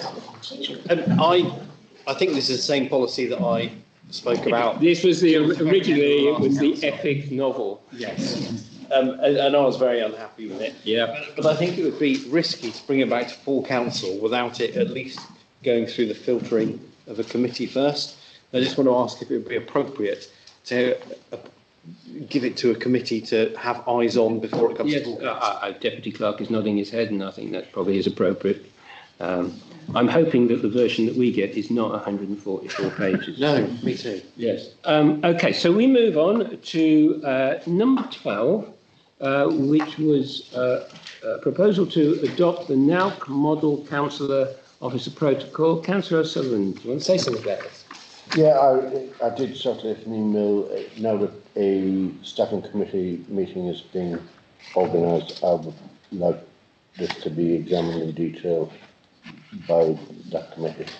Okay, so I'm proposing that we refer this to the staffing committee. Councillor Hannah, we have a seconder for that. Does anybody wish to speak on this in any way? Okay, all those in favour?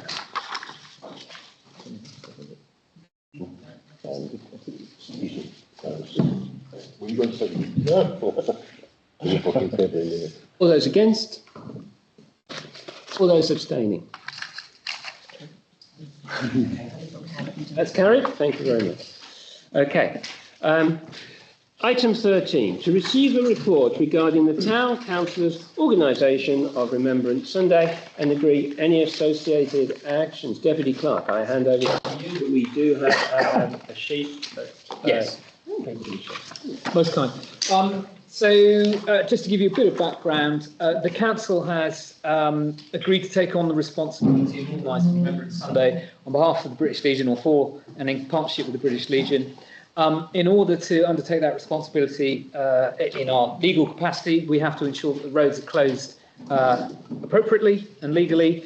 And in order to do that, permission is required from Cornwall Council, and that permission demands that somebody with the correct traffic management training is in attendance.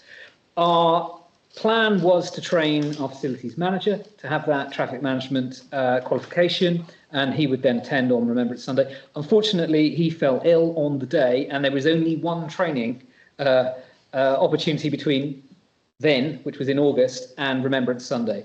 So what that means is, in order to meet our legal responsibilities of closing the road correctly, we will need someone with that traffic management qualification, and we'll have to buy that service in. So there is a cost implication here that I'm looking for you to approve. And in addition, to not to sugar the pill, but just to add some light to it, we're also asking if you'd like to illuminate the Storm Tower in red for Remembrance Sunday and or Armistice Day. But I should point out that if it's both, the cost may be slightly more. Is that right? Yes. So two things to look at there. You may want to take them separately or collectively. Over to you. Okay, so obviously we are supporting Remembrance Sunday again as part of our role within the Armed Forces Covenant.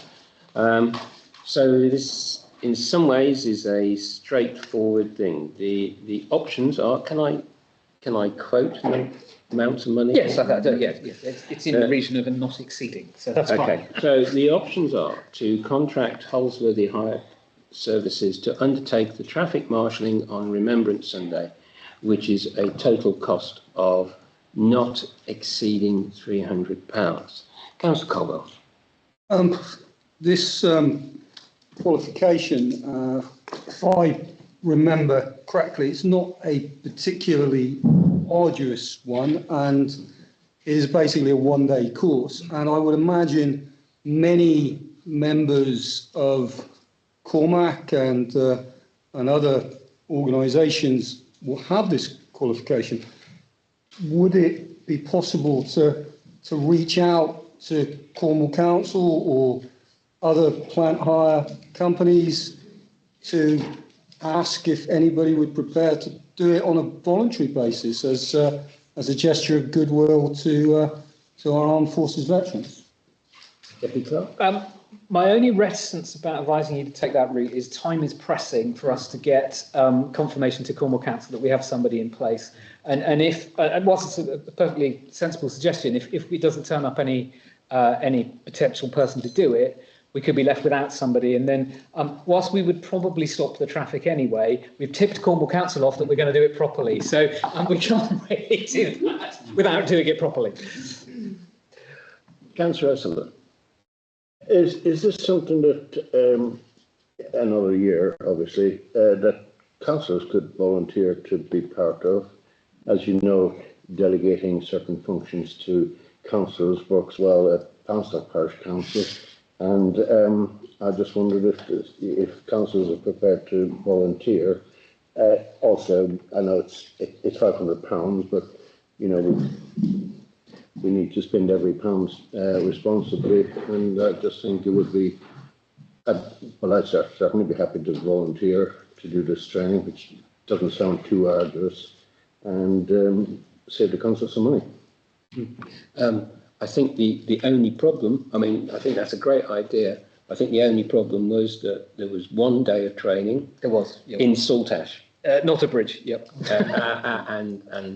So that's an unfortunate situation. Councillor Herbert Coulson. Yes, I did put myself forward for the training on the proviso that I did have one, because I was having a conversation with the town clerk, but I did have one thing that I just couldn't move. Yes, made it. But I think, yes, we stopped the traffic last year. Yeah, we did. It would be nice to actually do it properly this year. Yeah. I think it's the least we could do. And, you know, it's a thing that we would like to have in place for future years as well. Yeah, and much as it would be nice to try and get a volunteer, we are up against time at the moment. Yep. Councillor Jennings. Isn't that a job for the police? It probably used to be. It probably used to be, but I think there is a process. The cop the other, and that was it. Unfortunately, in the modern day, the process, I think you have to give like 12 weeks notice. We do indeed. It's ridiculous stuff. So, yeah. Councillor Hannah.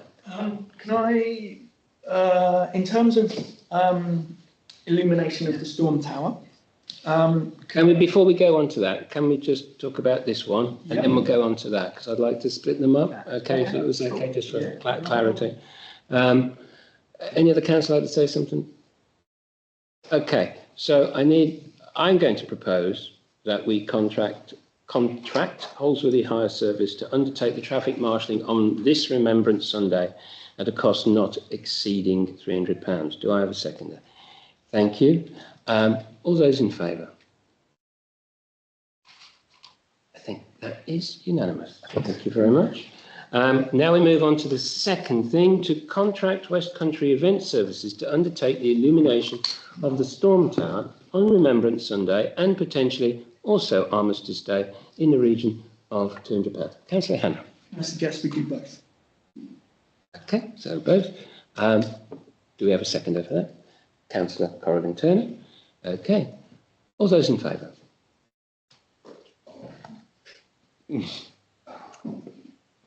All those against? That's carried. Thank you very much. Oh, sorry. Sorry. There's still sackfuls of rubble up on Compass Point. I was told there was some reason for keeping it there, but it's a year now almost since that was accumulated. Okay. That's it's just an eyesore, and if you have remembrance around that spot, then surely it should be moved or used. I'm going to use Chair's prerogative there. That's not precisely what we're talking about, but respect for Remembrance Sunday, I was thinking. Yes, I heard you say that. So, Frankie, do you wish to comment on that, because you are the expert on this? So I'm the expert. Yes. But, so the soil that is still up on Compass Point is being used in the spring to go on the areas of ground that haven't recovered as well between the two sites, but it can only... Sorry, it's not soil, it's rubble. No, it is soil. There is some... Clay, then. Yeah, it's... Sorry, I don't take that too much time, but within that soil is the natural seed, which is high-value coastal grassland that we have spoken about today, that you cannot buy in. So I can't remove it from site, and I have to. Supply attention games. I wish it, you know what? I wish it would. I like that. Did you want to say something about the additional cost? Sorry. think I've walked us up a cul-de-sac. No, it's just that we have spoke to the provider, of the lighting, and he has said he's available on Remembrance Sunday. Right. But to be clear, we haven't got clarity over whether he's available on Armistice Day as well. So we will try to do both, but it's obviously... The resolution, with your permission, Mr Chairman, the resolution can reflect that if possible, Armistice Day within the region of the budget, if you so agree. I agree. Good. Okay. I think Councillor Lillibroy. Sorry, Councillor Broy. I'm fairly sure in my memory that we've illuminated the War Memorial as well in red. I think Mr Worth is covering that one. Oh, it's got that one covered, right? Okay. So if I can just continue that, it was always in my mind that I thought that we'd asked the outdoor manager to look into actually purchasing the kit to do this, so we didn't have to continually pay, because we had the grand idea, or probably our project manager probably had the grand idea of illuminating the Storm Tower on high days and holidays for Bude, which I particularly love. And if we're going to have to shell out a few £100 every time we do it, it wouldn't take long to get the money back. By the kitchen. So I think we ought to combine the stuff for the long term. That's an interesting point. I apologise. I'm not invisible. Just on the answering the rubble question, it probably looks like rubble at the moment because we've had an awful lot of rain. So, no, I was up there the other day, and cross fingers that underneath all that is the soil we actually need. Because as we've just said, hopefully we don't have to do 10% again. Yeah. Okay. Thank you very much. Moving on to item 14, which is. Did we vote on the? We have. We have voted. We oh, good. Sorry. No. So I've got confused. We have voted. It's okay. Fine. Item 14. To consider a request from Bude Community Fire Station to assist with parking and agree with any associated actions. I must say that I've read through this and I've looked at the pictures and I really don't know. Councillor Herbert Coulson. I think Councillor Hannah beat me to it. Oh, okay. H-A and then H-E. Councillor Hannah. Yeah, so when I was reading the papers this evening, I went over to the fire station and had a look, and took a photo of the pay and display board of the Cornwall area of the car park on the wharf. So, because I just wanted to get a visual idea of what we're thinking about. To my mind, option one is a no-brainer. Seems obvious to allow car parking where possible. Option two seems very logical as well. There are 7 parking spaces directly outside the library. To make them available to the fire service seems like the most obvious thing to my mind. But also the Cornwall Council pay and display car park is free from 4 o'clock onwards. It's non-charging. So on Mondays, if there are no spaces in the Park House Centre car park, the fire brigade would be able to use those free of charge as well. Just a point of information that can be relayed to them if necessary. And the only other thing that I thought was it seems totally illogical that volunteers responding to an emergency fire would receive parking tickets as a result. Can we send the appropriate could we send a letter of support to the appropriate body, that's the word, department, to request that any vehicle parked adjacent to the fire station displaying a volunteer fire sign is exempt. That's the word we're looking for. Exempt from parking fines. Before I come to you, Councillor Herbert Coulson, just for the benefit of the public, I just want to read out what options that we are not limited to, because we'll start referring to option 1, option 2, option 3. So option 1 is agree to permit firefighters to use the Parkhouse car park after 6 p.m. on Monday evening. Option 2, permit firefighters to make use of the library staff parking when responding to an incident, either only when the library is closed or at all times, thereby requiring library staff to park elsewhere. Option 3, creating new parking space on the grassed area adjacent to the fire station. Those are options on this paper, and we're not limited to them, and there's any variations that we might come to, but just so that you're clear, that's what we're talking about. Councillor Herbert Coulson. Dealing with option 1, I think that's, no financial implication there. Option 2, looking at current library staff parking. Within the library staff parking, I believe there's a couple of spaces for library visitors. No, different size.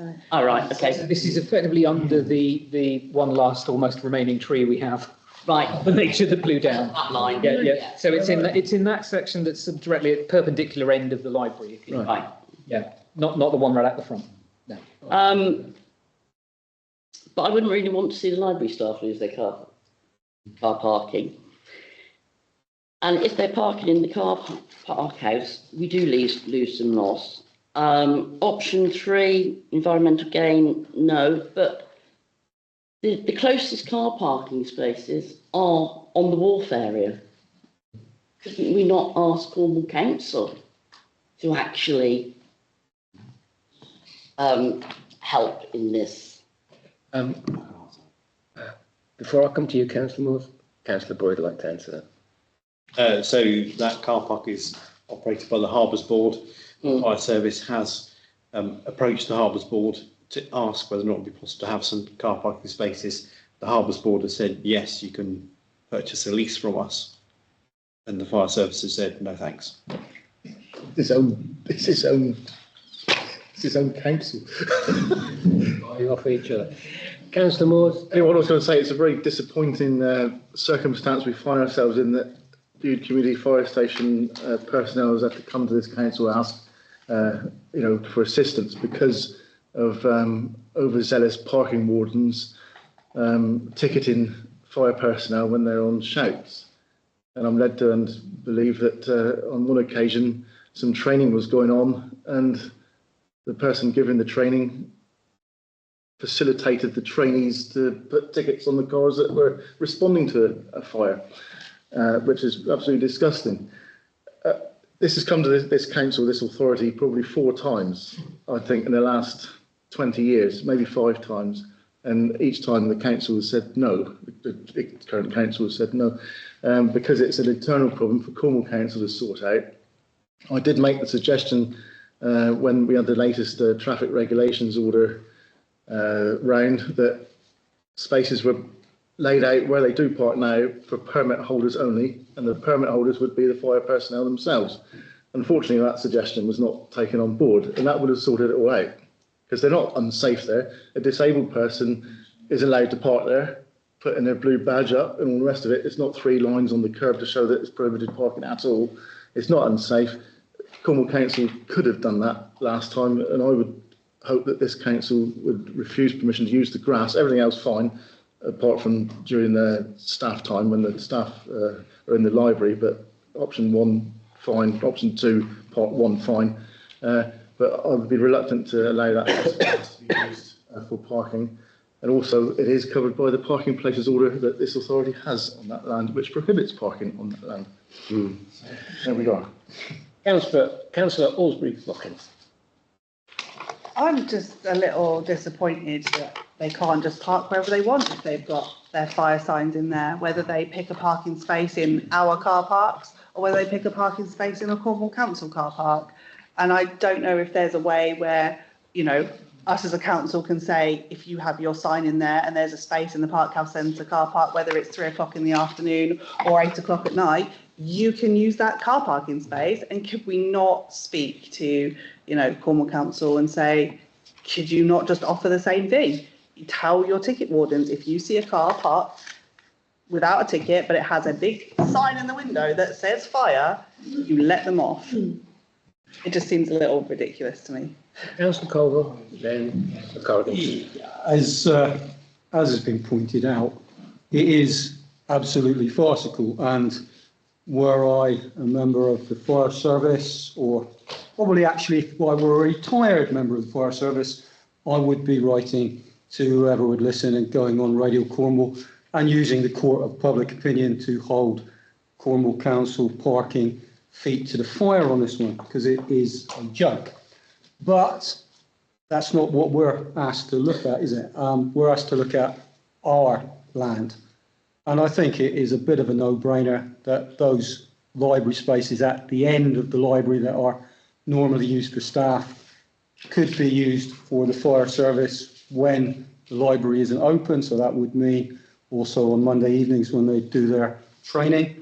And I think it's also a bit of a no-brainer for us to allow them to park in the Park House car park. I think that's the least that we could do for people who are volunteering to put their safety and possibly lives on the line for our community. But I do tend to agree with Councillor Moores that that grass area, it's very hard not to set a precedent if we start allowing parking there. So I would say option 1 and the first part of option 2, but unfortunately on this occasion, no to option 3. Councillor Boy. You said Corrigan. Oh, I do apologise. I'm sorry. I do apologise. Councillor Corrigan, too. I apologise. I read this earlier and I thought it was a no-brainer about our car park. Then I thought they haven't got the time to go and find a parking space. And it sort of occurred to me, and I had a light bulb moment, that it's a lovely idea to them saying, yep, go in our car park, but they can't. They haven't got time. Could we not allow, how many staff are there in the library? No? There is other facilities for staff. There is other. So I think, if I may, the request to park in the Park House was really for their training evening, so they're not dashing to find a space. Absolutely. So, and to be honest, there's nothing to stop them parking there after 6, whether they want to or not. It's an open car park, it's free after 6. Yes, but I think they were just being courteous and asking us. So yes, it's quite specific on a Monday evening. Yeah. So it's not during. Not during a shout. No. No, during the shout, we'd be looking more at the potential to use the spaces right opposite, which are the library staff spaces. Yeah. But it's for the council to decide, A, whether it wishes to do that, B, whether it wishes to do that when the library is not functioning, or C, whether it wishes to do that regardless and the library staff park elsewhere. That's for you to decide. Sorry, can I have a second? Go on. Where are the other provisions you mentioned for staff? I would assume, I'm going to answer on your behalf, I would assume that is the Park House car park and also parking on the front of the Park House. Yeah. So all staff are given staff car parking passes to use on land. And potentially the castle as well. Yeah. And around the back. Yeah. Brilliant. Okay, thank you. Councillor Bright. Yeah, there's a couple of things I want to chuck in the mix. I've read an awful lot of correspondence on this, and somewhere buried fairly deep in it, there was a statement somewhere that said that when firefighters are responding to an emergency, they've got a reasonable excuse to challenge a parking fine. So they can effectively write in and get the fine cancelled. So really what we're talking about is the training time, which I would have said, if we give them permission to use this car park here on Monday evenings after 6 o'clock, that covers everything we need to cover. And I got to say, it is extremely ridiculous that Cornwall Council are effectively the operator of Cornwall Fire Service. Unusually, that to have a single fire service for one authority, they're normally shared authorities, that they're not willing to help themselves. And I don't want to be, and I know I'm the Cornwall councillor, so it seems ridiculous, but I think Councillor Moore's made a pretty decent statement. You know, why can't Cornwall Council just amend the parking directly outside the fire station in order to facilitate their own employees? Yeah, and I think even option 2 is dangerous because we're setting a precedent there that would effectively mean that the fire service probably would consider that car park theirs, if I'm honest. I mean, I could see them doing that. Whereas if Cornwall Council were to make a fairly simple alteration to their parking, it's got the problem entirely solved. So my money is, I'm really happy to support option number 1 and also write a letter to whoever we need to write a letter to, urging Cornwall Council to make amendments to the road traffic order, TRO, to allow the people to park outside the fire station. Before I answer you on that, Deputy Clerk. So I met with, I forget his name, Stuart, but I can't remember his full name, and he was sort of in charge of fire stations in this part of Cornwall. I can't be any more specific than that. And his view was that, and I take Councillor Broy's point, that they can be challenged when they get the ticket, but his view was that his staff were finding that onerous, and the potential impact on morale of recruiting fire service people, because they know that part of their job is to then challenge a parking ticket on a reasonably regular basis, was not a good position to be in. I'm just passing on the information from the fire service. I'm not taking a view on this. That's what they were saying. Back to Councillor Broy. A tiny bit more here. That fire station, in many people's opinion, is not in the optimum place. It's not the optimum size. It has to travel. Most appliances that respond to a shout probably going to have to go out onto the A39 at some point. So it's in the wrong place. They've got no training height facility. There's a number of things that are wrong with it. It can't accommodate the appropriate fire appliances they need to accommodate. And I would say that if we're going to facilitate them staying longer, we shouldn't be doing that. We need to be encouraging them to move on and build an appropriate facility for need. Councillor Alsbury Watkins. Okay. Councillor Deering, you had your hand up. Yeah, it was just a question about the library staff parking. Is there like a disabled parking space in that area? I don't believe one is specifically. I don't I'm sure that we wouldn't be like getting rid of the disabled space, because obviously that is super close to the library for staff that may have a disability. I think these spaces here are. So they could I think the ones directly outside are. Okay. Just to add, if I may, Mr. Chair, just to add a little bit more to this, you do have the option, and indeed the staff, through the legal officer, to formalise an offer of parking outside the library. It isn't a free-for-all that the fire station could just consider their own. If you had a lease agreement, it's not their own, it's a lease agreement, and you dictate when they can park there and how often and for how long. So it doesn't have to be just an agreement, it can be formalised as a lease agreement. Or a licence, depending on. I'm not the lawyer. Lease or licence. Councillor Deering again. Yeah, there was a second part, but I just stopped talking. Yeah, so I think number 1, yeah, absolutely. And number 2, when the library is closed, I think if we could formalise that so that when they're on shout, because it's still not going to accommodate all of the personnel anyway, because there are loads of them. So I think that would be most appropriate to not impact on our own staff, and yeah, and as Peter said, not kind of create a specific area, but I think to alleviate some of the issues and the other stuff about getting back to Cornwall Council about the TRO, traffic regulation. Like if those things could be considered together, that would be awesome. Councillor Morse. Yeah, I would just say I have no problem with the fire personnel using the library staff car park, obviously out of hours. It would fit more than, there are only 5 spaces marked out there, but because they're all on one shout, they'd all box each other in, so you could probably fit 9 cars in there easily. So it wouldn't matter that they boxed in, because they all come back at the same time. Do you see what I mean? Yeah, so you fill it up. But that was offered to the fire service in a previous council, and the offer was turned down because they felt it would be dangerous for them to cross the road in case someone was coming out the car park or going into the car park quickly, or the fire engine itself was coming out quickly. I know it sounds ludicrous, but that was a justification for turning down that offer. But it might be different now. You've got different people in different places But that was turned down at that time. Okay. Out of interest. Maybe I won't suggest that then if it's not something they would want. Well, different people, they might now, different people. Any of the options. Okay. Well, we don't have to do any of the options, that is true. But I would like to say this. There is a proposal, first of all, for number 1 plus a letter.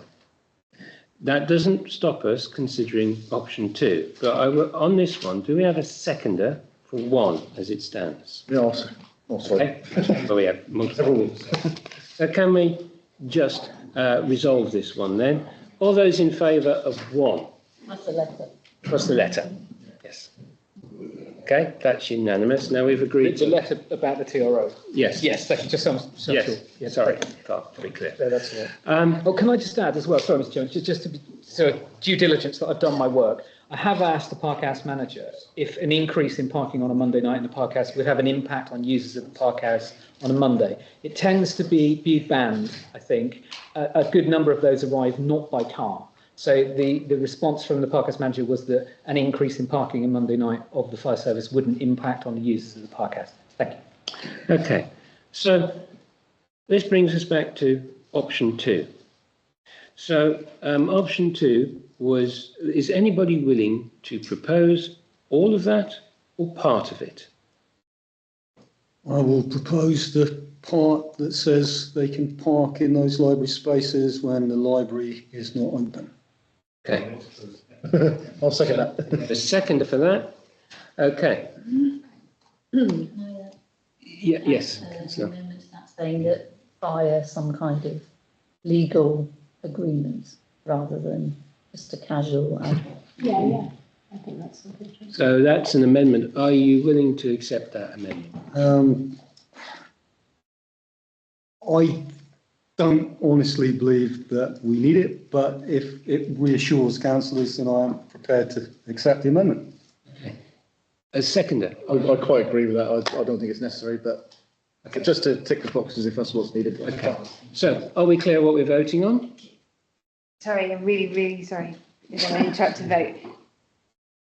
For how, if you want an agreement, it needs to be specified for how long and Indefinite. Indefinite or 5 years? 990 years, which is the lease on my late father-in-law's flat. That's not You might want to trial the basis and review it again in 12 months' time. Yeah. Yeah, sure. For the review in 12 months' time? Yeah. Yep? Yeah. Okay, cool. All those in favour? That is unanimous. Thank you very much. Right. We're ruling out 3. I get the feeling. Yeah, I'm not going to go there. No. Right. Quite right. Right. Item 15, to consider offering Town Council staff seasonal inoculations against influenza and agree any association actions. Can I say something very quickly on this before people speak? I am mindful to support this for the following reason. The previous 2 weeks in the establishment that I work in, we have had a major hit of COVID amongst our staff. And I have to say to you, when stuff like COVID comes amongst such institutions, it isn't just one person that is taken out of capacity. It is 3, 4, 5 people that can be taken out of capacity. And from my position, I would be in favour of it just for that purpose, apart from the value of it to the individuals concerned. Councillor Deering. I propose that we offer Town Council staff seasonal inoculations against influenza. Okay. We have a seconder. I was just going to ask the cost implications and stuff and whether councillors could have them as well. Yes, we're all sitting around the table. Hang on, if you're old enough, you get it anyway. Agenda item. Unfortunately, that's not the agenda item. What a lovely idea. Sorry, Councillor Alsbury-Hopkins. I just wanted to check, you mentioned COVID. This specifically just says influenza. Is it going to be COVID as well? COVID? Just can't privately purchase COVID vaccine. So it is influenza. Just influenza. I believe this was run out. I was here last year, but I seem to have forgotten. I believe this happened last year as well. Yes, good. Okay. Yes, do. Councillor Sullivan. Any of our staff anti-vaxxers? Sorry, what did you say, Councillor Sullivan? I didn't hear that, sorry. Are any of our staff anti-vaxxers? That's a question that I'm sure is rhetorical. Very perceptive. I think it might fall foul of the Office of Council Protocol. Indeed, it might. We had a proposal. Do we have a seconder? Yes, Councillor Corrigan Turner. Therefore, all those in favour? I think that is unanimous. Thank you. Right, moving on to to consider a request from Bude Artisan Market to hold an additional market during half term. Vicky. Sorry, Councillor.